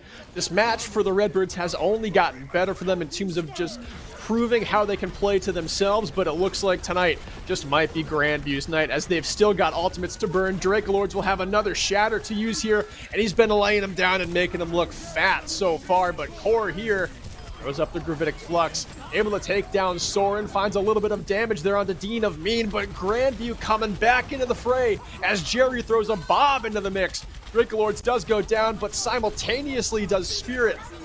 Even though the res is there from Fawny Bear, overtime starts to tick away, putting a little bit more pressure onto the Redbirds to make something happen and make it fast. Horror is trying to track down a kill onto Dex, able to find it here, and the payload slowly inching its way closer and closer to its final destination, but Grandview doesn't look like they're going anywhere. No, not at all. We're actually seeing the switch. Dracolords switching over to the ball, trying to get the rest of the roster off the point. Fawny Bear in a bit of a position, not able to get the res off, unfortunately. Going for another one instead, but Soren will put a halt to that. Core trying to hold on, but that is it. Overtime is done and over with. The Grandview Vikings red roster will be your Emergents Cyan winners of the evening up against up against Redbird Red. Dracolords with the play of the game. Yeah, and like we've seen a lot tonight, Dracolords with the play of the game. This is when he just saw Spirit put down that shield and knew that this is open season onto the backline. The damage from the shatter cuts down the backline, and Dracolords just doesn't miss all night long and never had to switch off the Reinhardt. And when you're a tank, only playing 1 hero on a deep map pool that comfortably, you got my MVP vote. But Nuke, I know there were a couple names on the side of Grandview that really stuck out tonight, so who'd you have on your mind? Well, I think anytime you're playing Overwatch, if you're able to force an advantage, you're going to take the game. And we saw that. Usually you see that in the form of getting a pick, right? You almost never see that in the form of adding a character.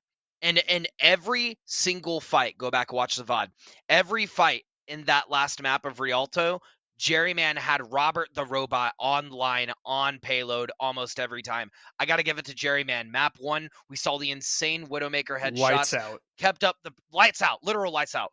Kept up the pressure in map 2, and that Ash gameplay in map 3 was everything Grandview needed to hold and stop, even knock over the Redbird Red nest. But I'm sorry, I might have misconstrued. You're going to give that to Dracolords? If so, I think that's a fair pick as well. Jerry's right up there for me, though. Right up there. Yeah, those flank shatters were great, though, throughout the entire set. Dracolords, finding an angle as a main tank is hard because you can't be gone for too long or the other roster is going to push in, and maybe that was a little bit of misconception coming out from the Redbird Red roster, not knowing where Dracolords is, and then, boom, he's right behind you almost every time. Yeah, I mean, anytime you got a Reinhardt who can get away with multiple flank shatters in a map and just be off the leash so much and so at large, he's got my vote. But I gotta say, map number 1, it was all Jerry. Dracolords, he had a clutch play to keep the Eichenwald payload on point 2, but it was Jerry in overtime who ended the map and got them the victory. So if those two 1 and 2 for me. I would say they're honestly tied. If I had to pick one, I'd go with the Ryan player because I love Ryan, but what Jerry did tonight was truly special. Yeah, absolutely. I completely agree with you. Jerry showing the dominance right now in the emergent Cyan division. And like I said when we started the set, man, it's not like Redbird played poorly. They did a great job. We saw some Yeah. great headshots coming out on the side of Ghostly, playing that Hanzo in that last map. And Spirit did get a couple of cheeky shatters as well to match the energy Draco was putting out, but it just wasn't enough. I'm telling you though, Berkeley, this did not feel like an emergent set. And although the scoreline says 3-0, it doesn't feel like it either. No, it doesn't. I know the score differentials were pretty large on Busan and on our last map, but on Eichenwald, the Redbirds really did hang in there. And I mean, they can't go to bed tonight feeling like a hard rock because they're really a gem. Nuke. They were battling a heavyweight. They were the underdog in this one, but they won a lot of fights tonight. They've got a great game to go back in VOD review. They've probably got a good scrim partner in Grandview to just act like a little bit of a big brother in the division, build up their team so they can find ways to just play to their strengths a little bit more, maybe learn a little extra on how to play Brawl against compositions like Double Shield on maps like Rialto. I mean, Redbirds, it's a game where you walk away from it, it's an 0-3, but whatever. It's a great stepping stone for the rest of the season. Couldn't agree more, Berkeley. I mean, I think you summed it up best right there. It's great Overwatch action. We're still in the regular season. We have still a couple of weeks left here in this season, and they have a lot of time to come back and turn this around. Yeah, they do. But Nuke, I do believe that is it for you and I this week. Match number 3 is going to be coming up. It's going to be Carroll University versus the Carthage Firebirds. So we're going from the Redbirds to the Firebirds. We've got a lot of uh, flying beans tonight in Overwatch. I hope we see some Fars. I hope we see some Echoes, but we will not be casting. It'll be Juggle God and LaFawn just after this short break. Chat, stick around for it.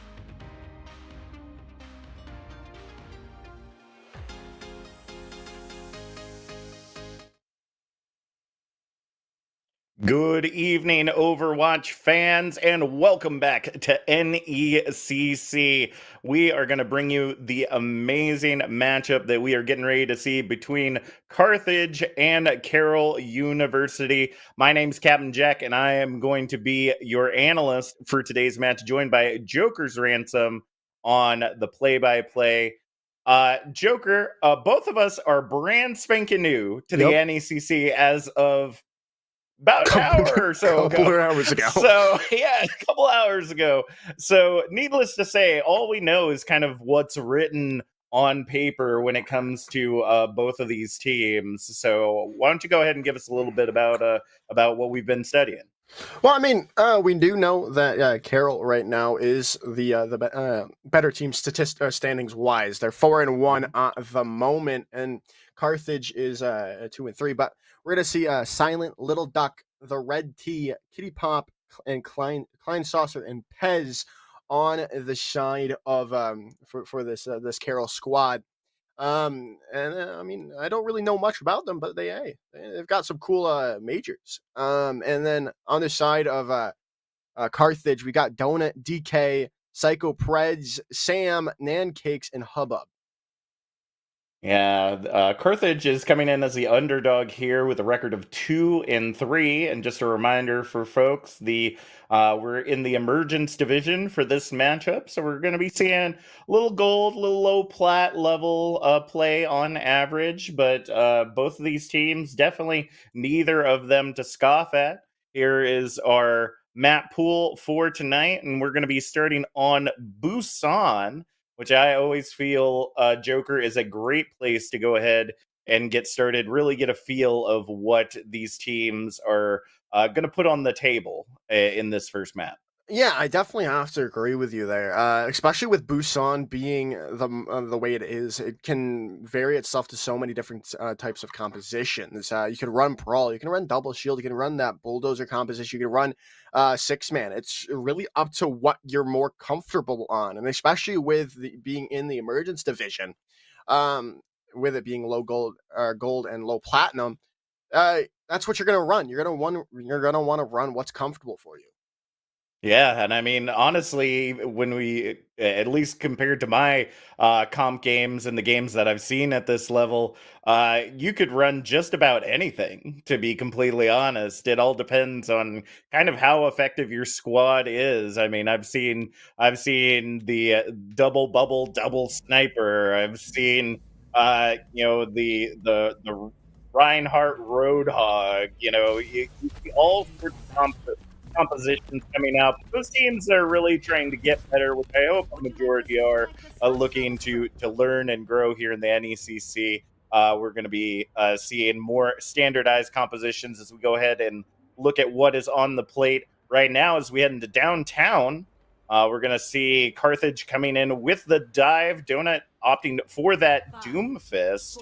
Getting a little Hackfist action. DK also opting for that Sombra. Whereas we're getting a little damage over distance from Carroll with Grim Reaper coming in as the Echo. Silent on the Widowmaker. No pocket for Grim Reaper other than Laskardu on that Zenyatta. Yeah, we'll definitely see how this goes on. They're going to start off. Psycho Preds is going to look to get some of that damage on. Take away that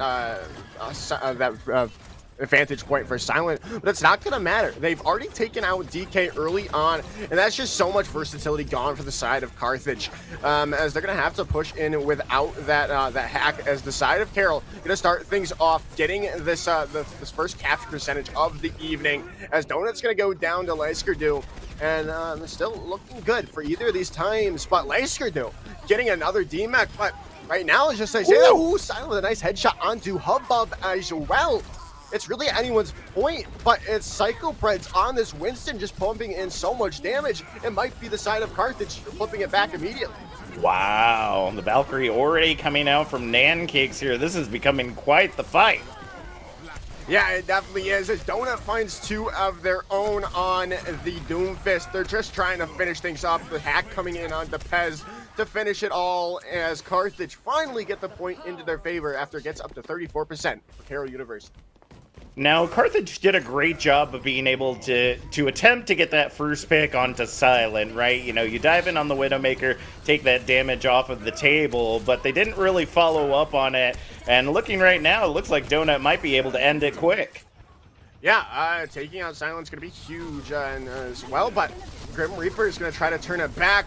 They've got 2 in this fight, but Donut, still, it's anyone's point. They're just trading for trading right now. Whoever can get this next pick is going to most likely be the winner of this, as Donut's looking to get this punch in, looking for something. They take out Grim Reaper, and that is going to be the side of Carthage winning this fight out.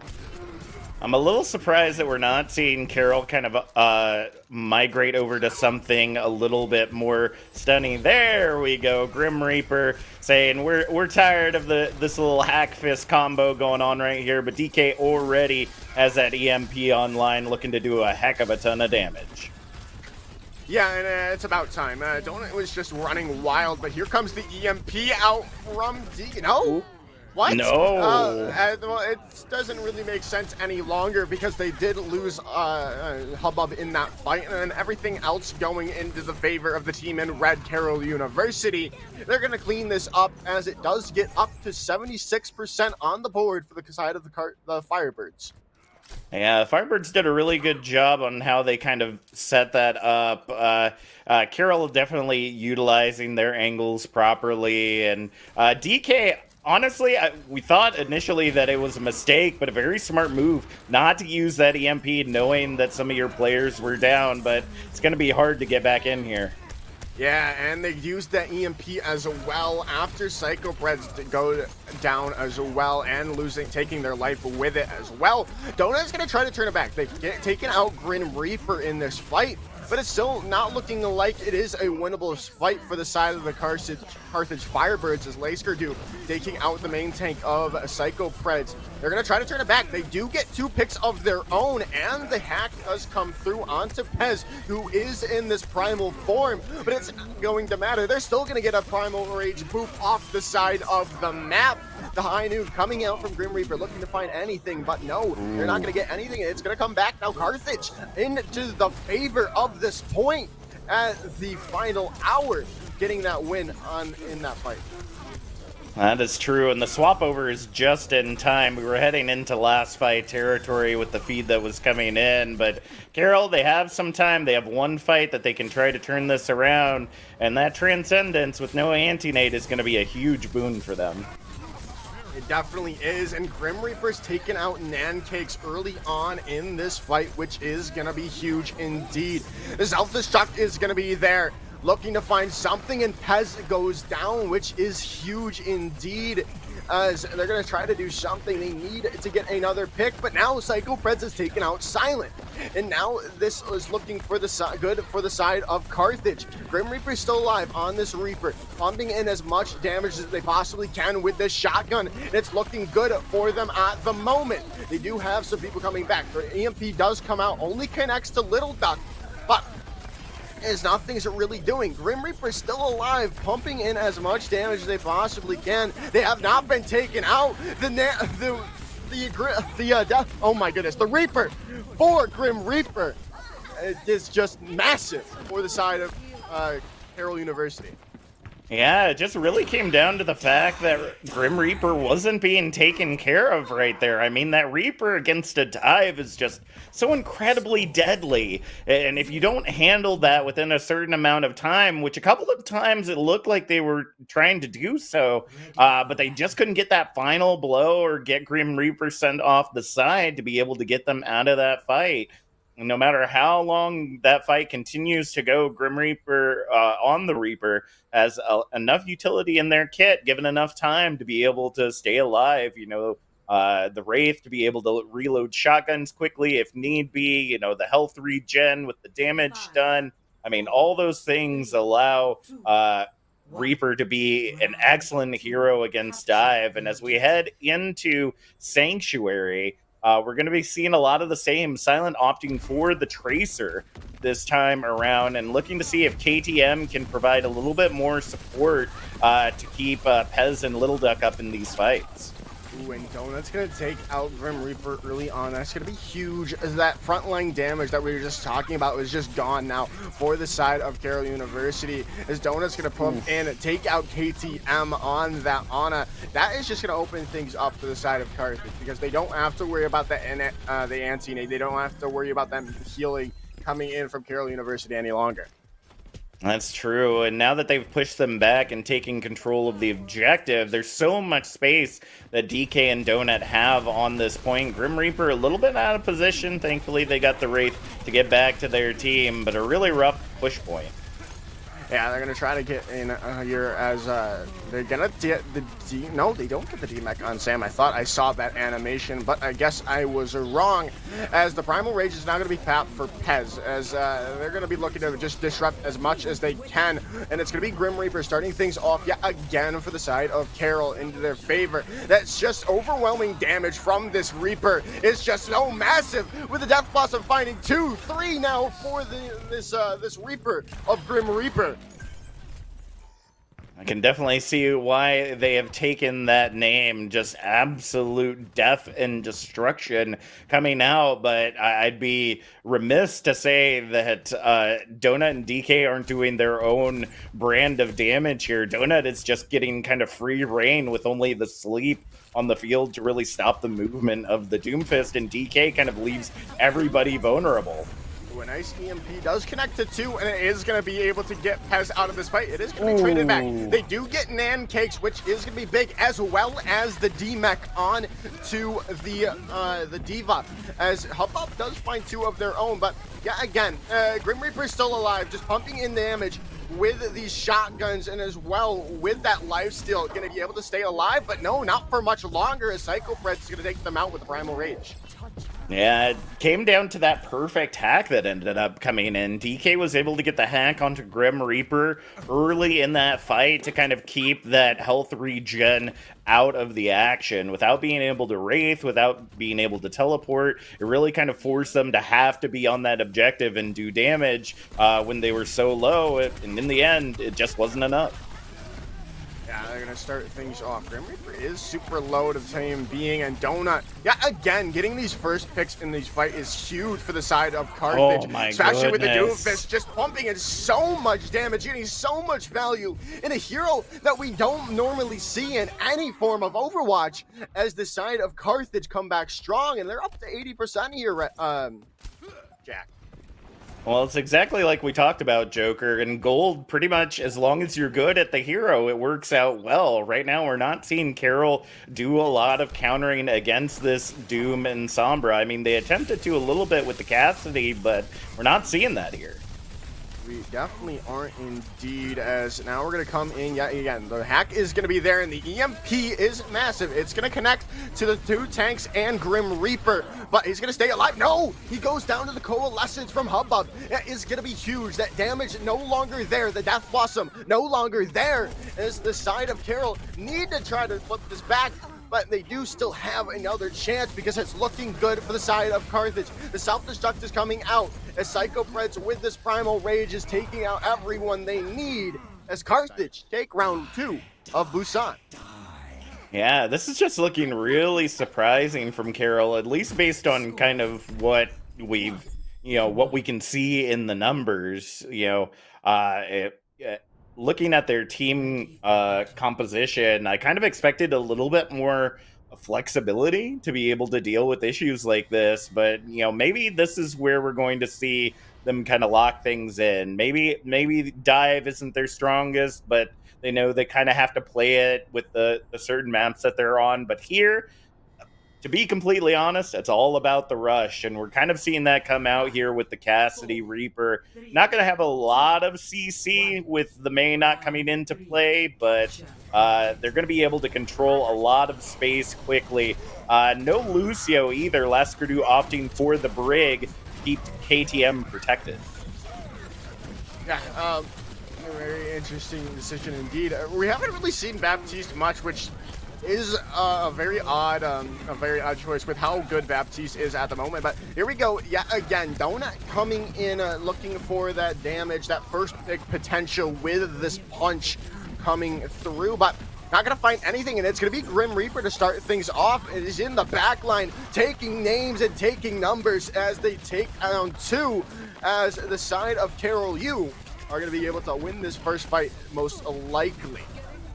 Yeah, it really came down to the adjustment made there by Grim Reaper by being able to kind of take out the back line, especially while Donut was preoccupied with getting healed up and trying to find their angle again. It really provided Carroll the opportunity to be able to make that extra space, especially getting Psycho Preds out early in the fight and being able to take down Nancakes in tow gave them a lot of opportunity.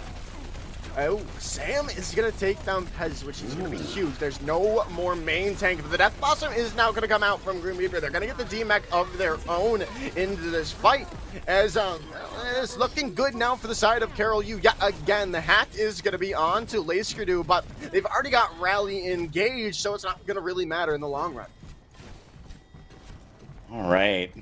I mean, looking at what is going on here, I mean, Carroll is just working at a composition difference right here. I mean, it's just about the way that this Rhine Diva works well together against us, and what a massive shatter to start things off. A massive shatter indeed, and the Nano Boost is playing off as well. Pez getting 4 in this fight, as the Reinhardt from Carroll University wants to put a stop to this and win Busan.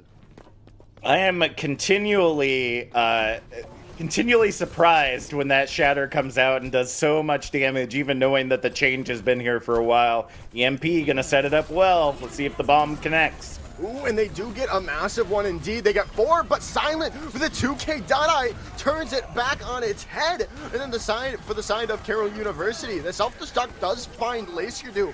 But like I said, Dot-Eye was just massive, being able to keep them away from really following up on the EMP from DK, as Carroll University are going to continue to push forward, get these last couple of stragglers. Yeah, we're seeing right now kind of what is providing Carroll their bread and butter, it looks like, and it's just this massive damage composition that they come out with this Reaper. And there goes the Reaper yet again, coming in. Grim Reaper going to find Hubbub, and that is going to be it for round map number 1. Carroll University take Busan. I mean, that it was textbook right there, what you see in a perfect game that works out well in your favor. A single adjustment can make all the difference, and what we were kind of saying about Carroll University then became the issue of Carthage, that they didn't switch with the map as it was coming in. You know, we all know that that Mecha Base is definitely more of that rush, that brawly kind of synergy. I mean, you can use dive. I've seen the dive and double bubble and the wrecking ball dive be utilized on a map like Mecha Base, but it's such a rarity nowadays, unless you're really coordinated with working in those tight spaces. It's very similar to seeing those compositions used on a place like King's Row. You can do it, but should you do it is the big question. Yeah, I mean, it really depends. I've seen Wrecking Ball work very well on this map, but we got to remember where we are and remember the elo that of these teams. So it's very difficult to run any form of dive on very closed-in maps like Mecha Base, like Control Center on Lijiang Tower, and King's Row in general. But we're not even talking about Kings Row, because that's not even the map in the map pool for this week. We're going to Eichenwald for this next map here, Jack. And well, it's a good map for what Carthage is running. You can run dive very well on Eichenwald. Yeah, I mean, the dive is definitely something that can be easily utilized on Eichenwald, but just as easily, the brawl can be just as well utilized, especially on Objective Alpha. I mean, that choke point is so integral to how the objective is captured, and if the enemy is able to, or the attackers are able to get any type of pick off early on. When you're trying to attack that brawl with a dive, you really kind of got to get past the front line in order to be successful. And that choke point makes it a little difficult. I mean, you definitely can have the Far Mercy or the Echo Mercy going up and over the roof. If you're really crazy like myself, you'll do the double junk mine into the back line over the roof and do it that way. But the more thoughtful types will come with healer in tow, and it can be an effective strategy, but the question is, can they get the picks that are needed to be able to clear that choke point? After that, the next point that they have to worry about is going into the castle with that dive, because once again, it's all close quarters.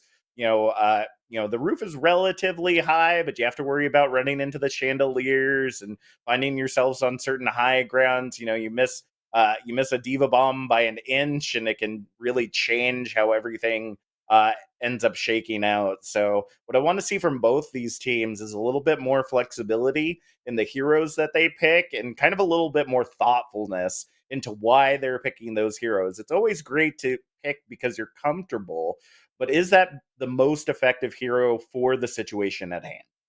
Yeah, I definitely have to agree with you. And well, maybe they're changing things up because Carthage is subbing out DK and bringing in Lunar Synergy, and Carroll's also making a couple of subs. Space is coming in for Lackerdo, and Klein Saucer in for Silent on the DPS role here. Jag, maybe we're seeing some changes. We don't know, but we'll definitely see when we load into the game. Yeah, I mean, and this might be going into more of their standard compositions for particular maps. And Control, you have to kind of be ready to run everything, so you have to have that flexibility within your team. When it comes to a map like Eichenwald, there are certain particular strategies that you probably practice pretty extensively, especially with the players that you have on hand. So I'm intrigued to see what these teams are coming out with. It looks like we're getting a little bit of that pulled pork coming out from Carthage, as we see Sam and Psychopreds on that Orisa Hog. A little bit extra damage over distance as Donut opts for the Hanzo. Still got that Cassidy in play and Hubbub on that Zen. Grim Reaper coming out with the double shield Bastion. I can't say I don't hate it, Joker. I mean, it'll help break down this Orisa that Carthage is running, and I do love some pulled pork, both in-game and out of it.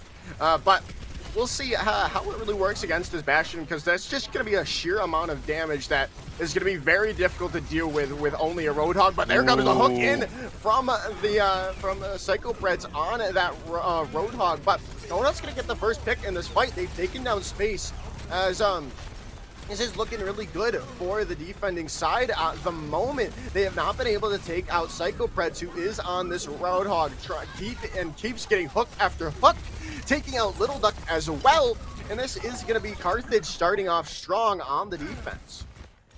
Like, I understand kind of the positioning that they were trying to take there, but honestly, the rotation that I probably would have looked for there from Carroll was rotating to the high ground on the right side. They had a Carthage push back far enough that they could have put the Bastion on if you're looking at the objective as it is right now, to the upper left. But there just wasn't a lot of shield support to make sure that Grim Reaper could stay in that turret mode and be effective. Yeah, and Donut taking down Grim Reaper early on, again for the side of Carthage is huge. And well, it's looking so good for this defending squad at the moment. They keep getting these picks and winning these fights, and they need to, Carroll definitely needs to swap something up, and they do. Grim Reaper is over to the Tracer now. Yeah, so I think we're getting a little meme-y a little early on. Hopefully it's not the score line of how Carroll has been doing isn't going to their heads just yet. You got to make it to the playoffs still. You got to fight a couple more teams to get there. So Carthage is going to keep doing what they're doing, and let's hope this Tracer is enough to turn the tide. Well, it does not seem to be the case, as that Amp Matrix comes out from Nancakes and just pumps in so much damage that the side of Carthage can just use to their abilities. with just the sheer amount of damage they already have on their team. That's true, and as you can see, Grim Reaper on this Tracer is not getting the effect that they're looking for, because Psycho Preds is just on the prowl anywhere that they're going. But the ultimate's coming in, Gravitic Flux comboed with the bongos. It could be a beautiful use. Transcendence, though, shuts it right on down. Yeah, and the whole hog coming out as well. A lot of ults. It's an ultimate fiesta as they're going to continue to go forward. Klein Saucer not going to use that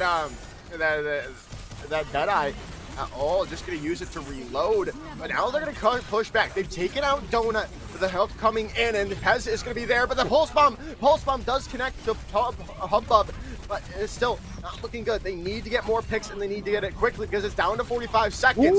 It's now looking good. Grim Reaper is juking and jiving his way to a first point capture, it seems. Yeah, just being able to maneuver around this hog the way that it's playing is pretty incredible from what we've been seeing. Ant Matrix utilized early here to try to see if they can clear the point, but Nancakes, I think you're going to be wanting that back, or will you? It may be, but no, I think it finally is. Yeah, they're going to definitely want it back. They did buy a little bit more time, but in the end, it does not matter because Carroll University did get that time reset going forward into point 2, but it's a very little time bank to get to the end of second point here. Ooh, a nice ball pump stick. Very early start there, but honestly, without the payload being through the gate, it's going to be hard for Carroll to be able to take control of this area. Has swapping over to the Winston. Very interesting combination with the Orisa, but I understand the reasoning. They're trying to take control of that high ground, but honestly, you should just dedicate to taking control of the high ground. Have 1 or 2 players on that objective to keep pushing it forward and utilize the space that way.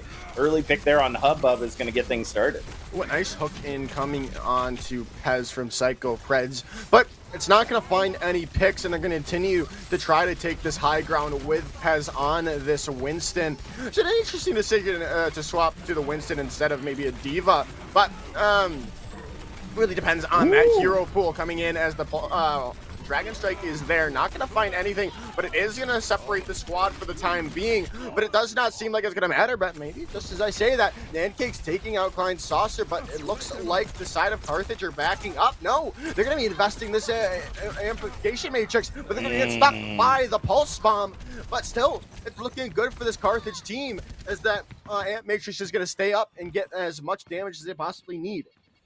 Yeah, it was an even 3-3 fight there at the end. It was a good dedication there from Nancakes and very good positioning to be able to push themselves forward, knowing that they were stuck to try to get away from the rest of their allies. Far too often in my gold plat games do I see you get stuck and immediately you want to back up. The urge to fight that is indeed real. Yes, Klein Saucer looking to get maybe a Deadeye coming through, and they do. They're going to take out Sam, which is going to be huge. That flashbang not going to find what you want. It's a nice place coming in from Pez. Oh my goodness, 3 picks with that Primal Rage as Carroll University are going to continue to push forward. Maybe a little bit late of an Nano Boost coming in from space, but still, you got the point captured, and there's looking to be some full sale swaps coming in from the side of Carthage. Yeah, we are seeing the swap over. It looks like we might be seeing us getting closer and closer to that traditional brawl. The early pick there onto Grim Reaper might slow this push a little bit. It looks like Donut might be the only swap here. Yeah, I mean, it'll definitely work out for them in the favor that is going to be so crucial to really deal with Pez if they stick on this Winston, because they like to go in and get as much damage as they possibly can. But no, they're going to swap over now to this Reinhardt, which, yeah, we're going to just see some brawl coming out from the side of Carroll University with double flex supports, which is really interesting to see.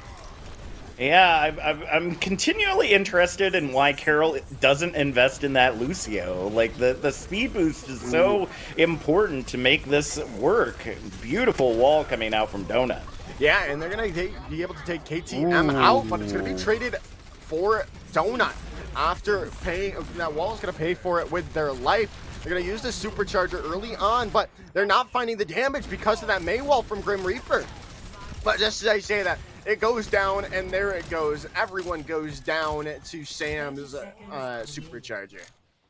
Yeah, unfortunately, that supercharger outlasts the wall, and even if the wall didn't stay up the whole time, it would have been torn down by the damage that was being pumped out by Carthage. They're doing a great job of holding this point, but as ultimates get ready to come out online, you gotta watch that Blizzard Shatter combo.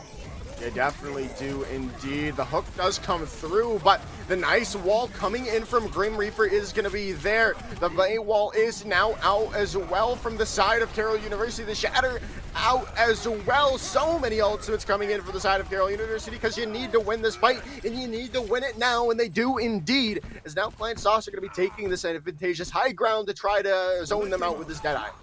Yeah, there's really not a lot they're going to be able to do to touch this point between the self-destruct, the Deadeye. Anyone that would have touched that objective would have been absolute toast. Unfortunately, that Blizzard didn't come out earlier for the side of Carthage to be able to kind of battle out the damage that Carroll was doing with theirs. I kind of anticipated that they were going to throw the Blizzard out a little later, but they actually initiated with it. Which ended up giving them the space to be able to continue to move forward, even though the Shatter didn't get the value that it was looking for damage-wise. By getting the picks, it was at least able to take a little bit of pressure off of those that weren't in the range of the Blizzard when it ended up coming out, and allow them to kind of advance upon them, heal up a little bit, and then close that gap. Carroll is doing a decent job thus far. Kind of expected a little bit, kind of expecting a little bit more flexibility as we see them go back to this this double shield.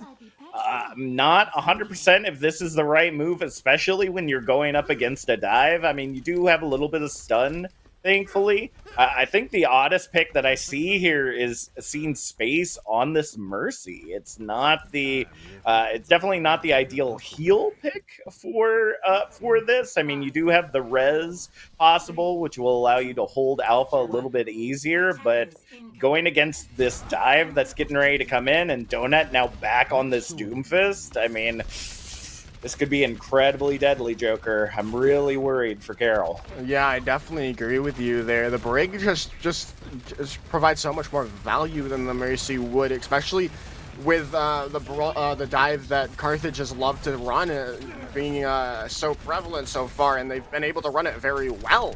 But now they're going to be pushed back as Grim Reaper with that Mercy Pocket going to be taking out their soldier counterpart for the time being. But now the space is being made for the side of Carthage. The punch coming through. Not going to find anything, but a nice slam coming through, looking to get as much damage as they can. Not going to find what you wanted, but still, the side of Carthage are on this point and entrenched, and if they can get a pick, they might be able to open it up into the favor of this team. As they're going to come through, they've already popped. Oh my goodness, attack flies are coming in from Grim Reaper early on in this fight, but they go down the hubbub on the Moira as the side of Carthage look to be able to hold this on. The Gravitic Flux coming through from Pez to try to flip it back into the favor of the defending squad, and it looks like they have. Is this just the Doomfist left? Yeah, I mean, honestly, right now what is going through my mind is just the absolute clinic that these healers are putting on right now. It is just insane the amount of damage that they are having to heal their way through. Both Mercies were up to their Valkyries at the end of that fight. Hubbub up to the Coalescence, and KTM not far behind. The early pick made it impossible to get there, but what an opening. What an opening indeed. Pez is down in this fight. They're going to tow the high nuke coming in from Cyan Saucer is going to be there. They're going to take out Donut, but it's still looking good for the side of Carthage. They need more picks if you are Carroll University, because the res is there now as well. It's looking good for this side of the Firebirds to finally get this out. The Primal Rage is going to take out Cyan Saucer. And I think that's going to be very much it. It's just a couple of people left. Donut getting the punch kill onto Little Doc. as, oh my goodness, they're still investing in this fight. They're going to use the tactical visor coming in from Grim Reaper, but there's just so many picks coming in from the side of Carthage that it's not going to matter at all. Yeah, I mean, Sam being in the Diva mech is really kind of the bane of any sort of projectile character, especially Grim Reaper on that soldier. If they were able to get that tac visor off a little bit sooner when Sam was still out of mech, it would have been a completely different story. But the way that Carthage is playing right now is like they're a completely different team than probably what was seen earlier in the season based on the score lines we saw today. Yeah, as Lunar Synergy going to be using this tactical visor, they do find space, as well as Psycho Preds taking out that other half of the pocket for the side of Carroll University. As some nice plays coming in from this DPS of both Lunar Synergy and Donut, taking out Little Duck in the end. They're going to continue to push forward here on this attacking round. Can I just say, I think the biggest surprise to me right now is how NECC is able to stay tethered to the chaotic, like, all over the place that Donut is right now on that Doomfist. It seems like no matter where Donut is, NECC is somehow able to find them. A nice re-engage does come in. Little Duck has taken out Sam, but the res is going to be there, and the res is going to be there on Depez. It is even all around, but it's looking good for the side of Carroll University as they keep getting pick after pick after almost losing second point, as Grim Reaper still living up to the name. Yeah, they just have a little bit more of that preventative healing. I mean, Hubbub does well in the short fight, but their abilities don't allow them to last very long. So if you take a quick fight, then it's great to play the Mora. If you're looking for that elongated fight, you definitely need something like that Baptiste, like that Lucio, that can provide that more sustained healing over a matter of time that we're just not seeing being invested right now on the side of Carthage. Grim Reaper's gonna come through with the tactical visor. They're gonna get caught out with a reverse. That's a no-you. A reverse card coming out from Carthage, as they're gonna be using their own tactical visor to a better way, use, finding two of their own. As the team kill gong sounds, as Carthage comes through strong on that attacking phase and opening point 3. All right, Carthage's job right now is to keep this above a minute. If they can keep this objective, if they can capture this objective in above a minute, then they're sitting at tie territory.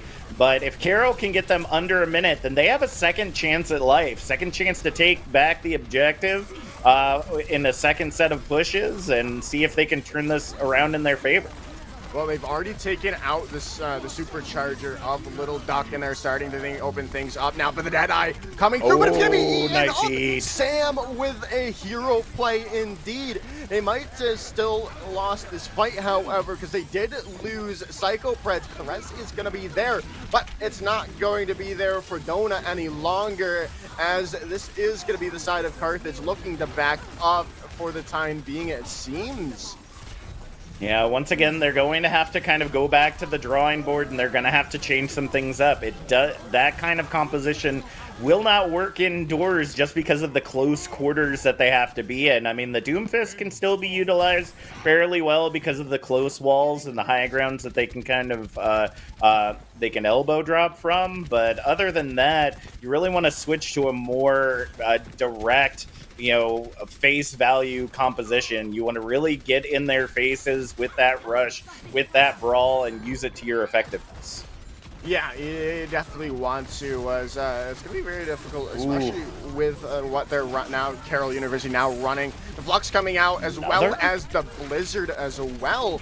The visor coming in from Lunar Synergy, not finding anything because they're just shooting the shield now, as the side of Carroll University are now entrenched in this defense. They're continuing to hold strong. Little Duck taking out Sam in that DMAC Diva form, and they're going to push Carthage back yet again. Yeah, I mean, the swap of Klein Saucer over to that Junkrat is really just proving to be a huge boost for them. You know, you have the CC of Grim Reaper on that May, getting about halfway to that Blizzard, and Klein Saucer with all that grenade damage is just, as you can see, you know, get them down to half health. The single grenade to start things off. We're going to see a little Piggy Toes action as Carthage swaps some things up. Hopefully, it was soon enough.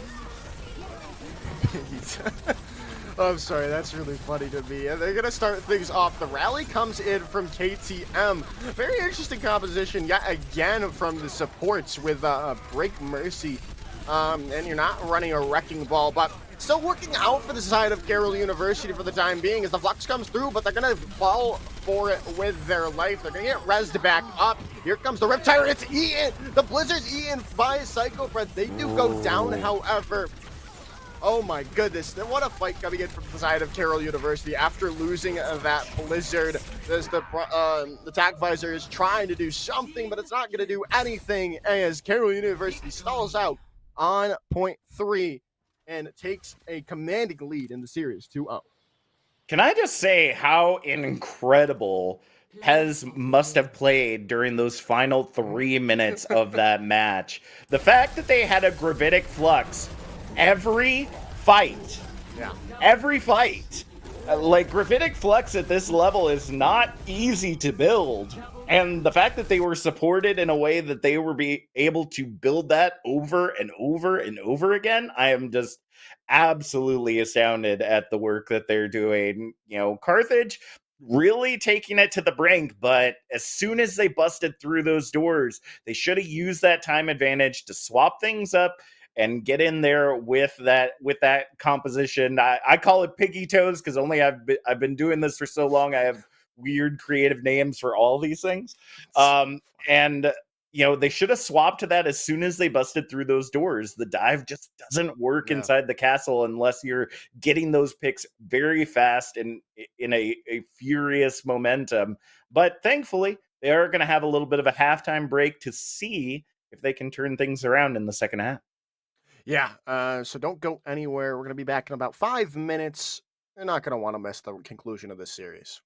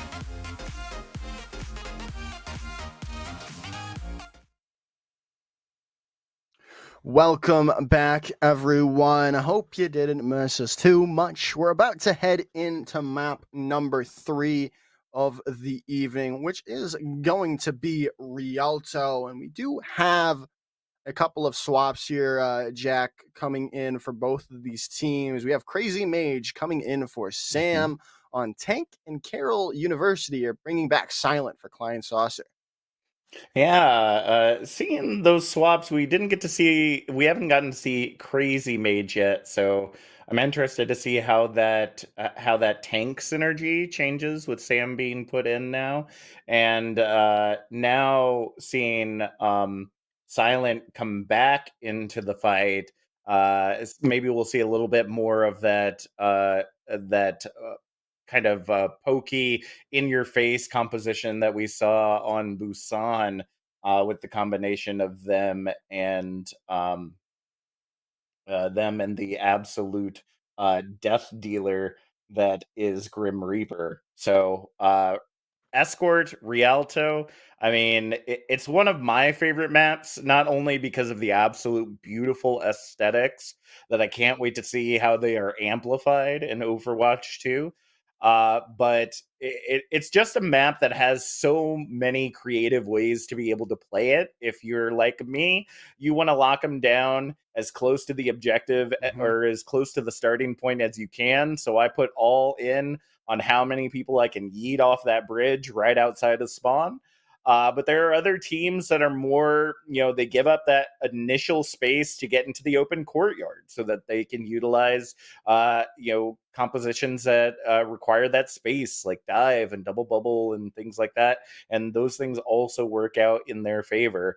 There's just so many creative ways to be able to play on this map that it's going to be difficult to kind of determine how each team is going to utilize the space. I mean, Carthage has really kind of gone into the dive a lot more than we've seen come out from Carroll. So I'm thinking that that's probably what we're going to see. And based on the info that we got, Carthage is going to go on defense first. So if I were to take a wild guess, we might see the Hanzo come back out for them. Possibly, and utilize that in the courtyard to be able to hold that space. Otherwise, I mean, you could just go for the good old gold strat, get that double shield bastion out like we saw Carroll doing, and just set up on that high ground. It definitely is a thorn in the side of anyone that is trying to push over that bridge. Not insurmountable, but definitely takes a little coordination between you and your teammates to be able to make it happen. We do want to let you know, if you love what you see here at NECC, please be sure to hit that heart, annihilate that bell, so that you know every time that NECC is online. We do have this channel, which is a secondary channel, but also the main channel. So be sure to do it on there as well to grab any and all NECC action that you can. Yeah, definitely. I mean, it's not just Overwatch that they have. They have a variety of esports in this in their organization. I know Valorant is pretty popular right now, if you like to see that, as well as Rocket League. And I think there's a couple more, but I'm not so certain. Oh, Rainbow Six Siege. I remember because I know Corbeck. My friend Corbeck does cast Rainbow Six for NECC as well. A little League of Legends as well. Ooh. So all you League fans out there, or if you're Smite fans, it's the same but a little different. So Definitely got a little bit of everything here at NECC, and it's all from the collegiate level. So you really kind of get to see the what I love to say is kind of the evolution of esports. You know, kind of the seeing that legitimacy really being paid to esport being seen as a competitive venture for a lot of folks, and kind of the investments that schools are making to really kind of bridge that gap is really one of those key differences that we kind of see in teams. But right now, the skill that we're seeing coming out from both of these teams, regardless of the level that they're playing at, I'm just really impressed. They've been really close matches for both of them. And, you know, Carthage, it literally just takes a couple of misplays that keep coming out that if they, you know, kind of shore those up going into Rialto, we might be seeing them grab the brooms and get that beep beep reverse sweep going. Yeah, we definitely will, and we'll see any second now what we're going to be seeing. With what compositions we're most likely going to see. Probably more of that double shield that we've liked. Most of these teams have liked to opt for, especially on the defense. But in 10 seconds, we won't have to guess. Yeah, I think the thing that I'm really looking for is seeing how teams utilize the space around the payload. Wherever the payload is, how are they using the space to be able to create opportunities for themselves? If the payload is on the bridge, are you using the environmental? If the payload is in the courtyard, are you using the space effectively? And Carroll coming in on the attack is looking to possibly opt into the Bastion again. I'm loving what I'm seeing from Carthage. They're going for the traditional brawl, the Rhine Zarya with Donut back on that Hanzo. If Grim Reaper does indeed come out on that Bastion, like we've seen them do before, that Hanzo is going to be incredibly useful to taking down that Omnic. Yeah, and it's really interesting to see, but we're not going to see it. We're going back to their namesake, the Reaper out, as Silent is coming in to play this long-range hit scan that we did see them play a little bit earlier on in Busan on the downtown phases. They're going to get into this fight immediately, but the DMAC coming through quickly through it, but a nice shot, 2 shots coming in from Silent, looking for a third right now onto the Cassidy of Lunar Synergy. As this is going to continue to push forward for the side of Carroll University off the back of Silent. Yeah, Silent just got the perfect angle. They weren't expecting anyone to come in from the side, and now it has cleared the entire courtyard for Carroll to be able to use to their advantage. The only thing is that it might be a little bit of a bust there for Silent. If there's only a couple angles you can take. Oh my goodness, he lined it up perfectly, Jack. The 6-man coming through from Pez. Not going to get the full 6 kills. Well, no, they do get the full 6 kills there, but not off the back of just the Shatter. Actually, they didn't. The one person that got away, Psycho Preds, is sitting in their spot in the first spawn right now and is going to try to find a way to sneak back to the team, hopefully. Nope, they get caught out a little late. That is unfortunate. That is not going to provide them what they need to be able to take it back at the choke point.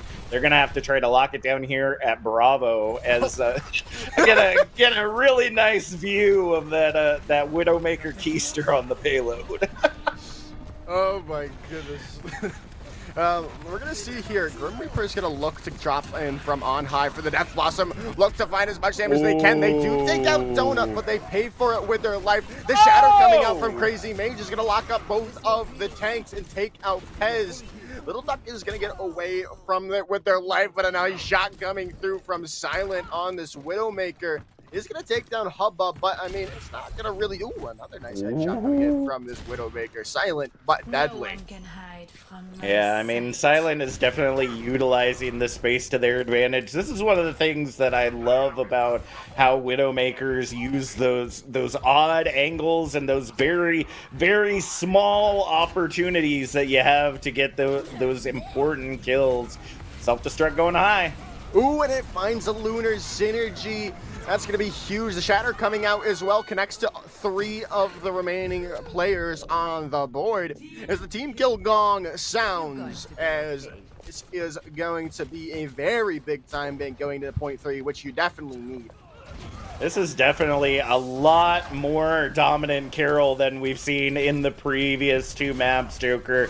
I mean, this is what their history would have told me they would have been playing like tonight, based on what we've seen up to this point. I've been a little questioning, but it looks like Carroll, when they're ready to turn on the gas, they will turn on the gas. Ooh, Pez is going to go down early on, which is not what you want. That's going to stall out the side of Carroll University because, well, they don't have that main tank any longer, as they're going to lose Bioflex on Biowolf X, sorry, on the side of with that Lucio, as they're going to hold on here for the time being as Carthage.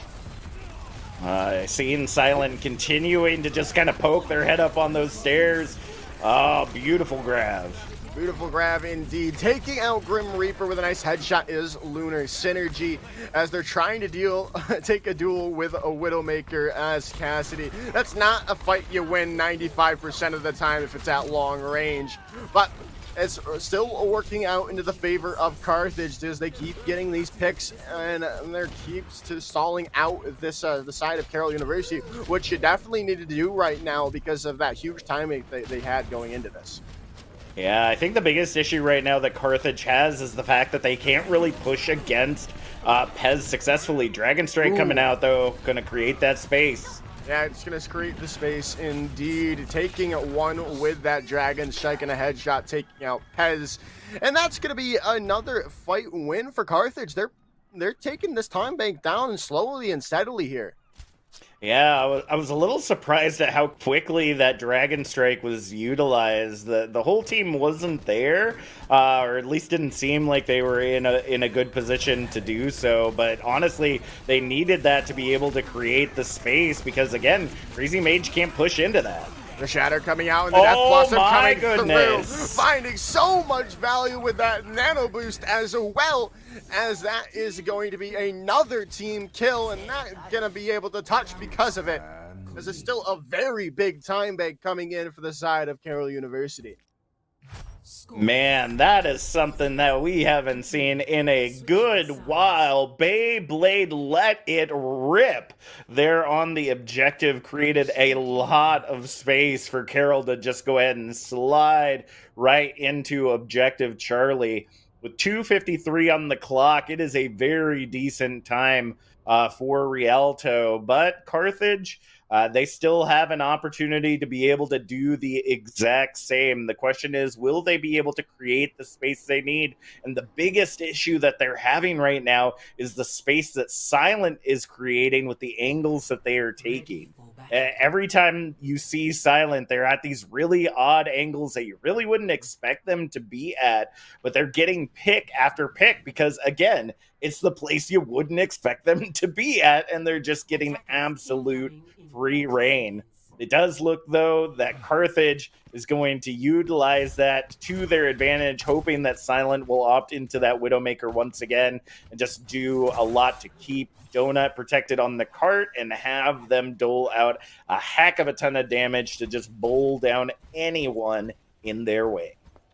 Yeah, as they did not bet right. Silent is on that Hanzo to try to deal with that thought of a Bastion most likely, but the spawn hold is not going to really work out well for them because Donut's just going to be able to set up here, pump in as much damage as they possibly can on the shield, but they're doing a little bit of a ring around the rosy, and Nadcake goes down to a nice headshot from Silent, and that is going to open things up. The res is going to be burned. They don't have Donut for this res respawn as Pez goes in, takes out both of the supports, and that's going to be a fight win for the side of Carroll.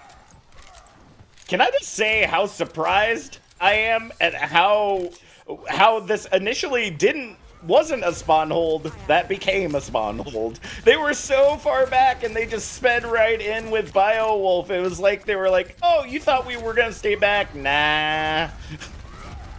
I mean, and now they're just buying more time. They're just staying underneath them and not going to be taking any real damage because of this Bastion, not going to get any real angles on them, and now the Orisa's going to drop down. And that's going to force them to take this fight on the cart and have to deal with that Bastion as well. As, ooh, a nice play coming in from Biowolf on that, the Lucio taking a Psycho Press off the side of the map, and that's going to be the side of Carroll, yet again holding strong on this Swanhold. Yeah, I mean, right now the Bastion just isn't getting the value that they're looking for right now because Carroll is just doing so well at using the environment to their advantage. Although this Amp Matrix, never mind. Never mind, indeed. Grim Reaper, yeah, again with a massive Death Blossom, and that's not something you normally see. Donut going down to Pez on that Reinhardt. Usually a Reinhardt dies very instantly to a Bastion. Well, the thing that I wasn't expecting was Grim Reaper just going headlong into a Bastion, shooting through an Amp Matrix to try to blossom, and only because Donut moved did they successfally pull it off. Shatter coming out and connecting to Donut, and that is going to be a very nice retake coming in from Carthage. The Gravitic Flux not going to find anything as well for the side of Carthage. And this is something you desperately needed to open things up, get a pick or something. But no, the side of Carroll comes back strong. The Nano Boost is going to be invested as well. Just keep pumping in damage. They do lose their main tank, but at what cost? Is because Carthage lost the fight. Yeah, Carthage lost the fight, and we are now heading into a minute remaining on the clock. Little Duck might be able to get their mech back, but even then, there's only so much that a D.Va can do to prevent that damage coming in, and Grim Reaper is already set up to take out the backline. Yeah, he is. No, it's going to be Biowolf going to start things off, as Donut's going to look for this flank. They do take out Silent on that Hanzo, but they're going to have to use that Immortality Field. They don't have it any longer for that self-destruct. This Little Duck takes out Donut. They're going to be able to look for that res, but no, it's going to be camped by Pez on this Reinhardt to stop them from getting anything doing, as it's now, yet again, the side of Carroll with an amazing re-engage.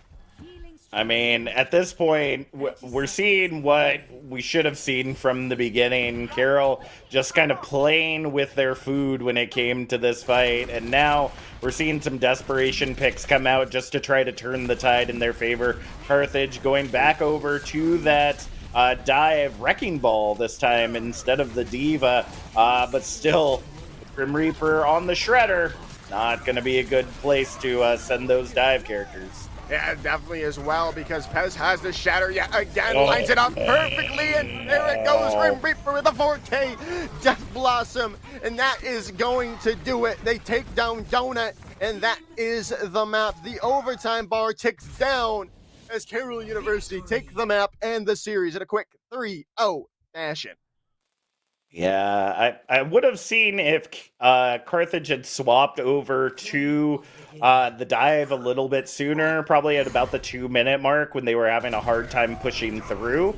I definitely could have understood that, but switching to it at the end, you're just not going to get the value you're looking for. You don't get the ultimates to be able to make that space with. And as you can see right here, the reason that double shield wasn't working is that Carroll, they're just so aggressive, right? And double shield being such a stationary composition, I mean, if you are not being aggressive back to an aggressive composition, they're just going to bowl you over. It doesn't matter if you have a Bastion, Baptiste, double shield, or what have you. If they're in your face, it is very, very difficult to take them down because that Rhine swings in a very beautiful 180 arc with that hammer and can hit anything in its wake. And as long as D.Va's defense matrixing, there's not a lot that you could do about that. So a lot of great work coming out from both teams tonight. The score honestly doesn't do it justice unless, as I said earlier, maybe Carroll playing with their food a little bit during the first half and trying to make it seem like it was close, but definitely showing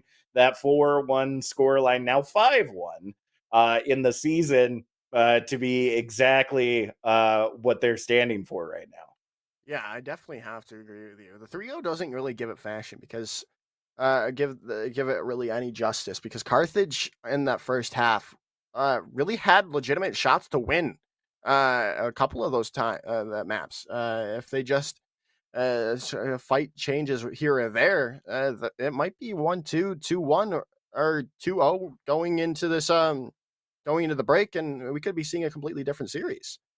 That's true. Well, if I know correctly, this is our last match of the evening. Be sure to be checking out the main stream. I believe it has one more match for the evening, so be sure to go check that out. It's twitch.tv/NECC_esports.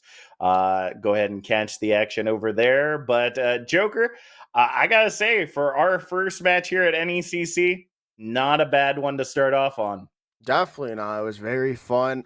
I was saying in the break, this is why I love Overwatch. Just games like these, they're just so much fun to see, and especially when it's lower tiers of Overwatch, where they get where they know they're generally not playing to be the best. They're playing because they love the game. Being the best is also on their mind, obviously, but it's for the love of the game. And I mean, that's as much as people like to say that this game's dead, we still have this passionate fan base and passionate teams that continue to bring life into the Overwatch esports scene. That's absolutely true. I want to give a special shout out to Temporal and McAfee, our observer and producer for tonight. Definitely couldn't do it without the folks that are running everything behind the scenes. Joker, that's all I got for tonight. Take us on home. Yeah, thank you all for watching. Make sure to check us out both on Twitter, Captain_Jack87, and at JokersRansom. Make sure to check if you liked what we did. We do a lot of things in the Overwatch scene, so make sure to check us out. Follow us there if you want to see what we do.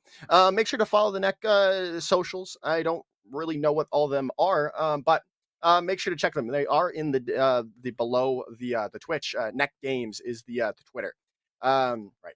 As they also are on the below the stream right now, so make sure to follow those socials, and that's about it. Thank you all for watching. Have a wonderful evening. Get some rest. Enjoy school tomorrow.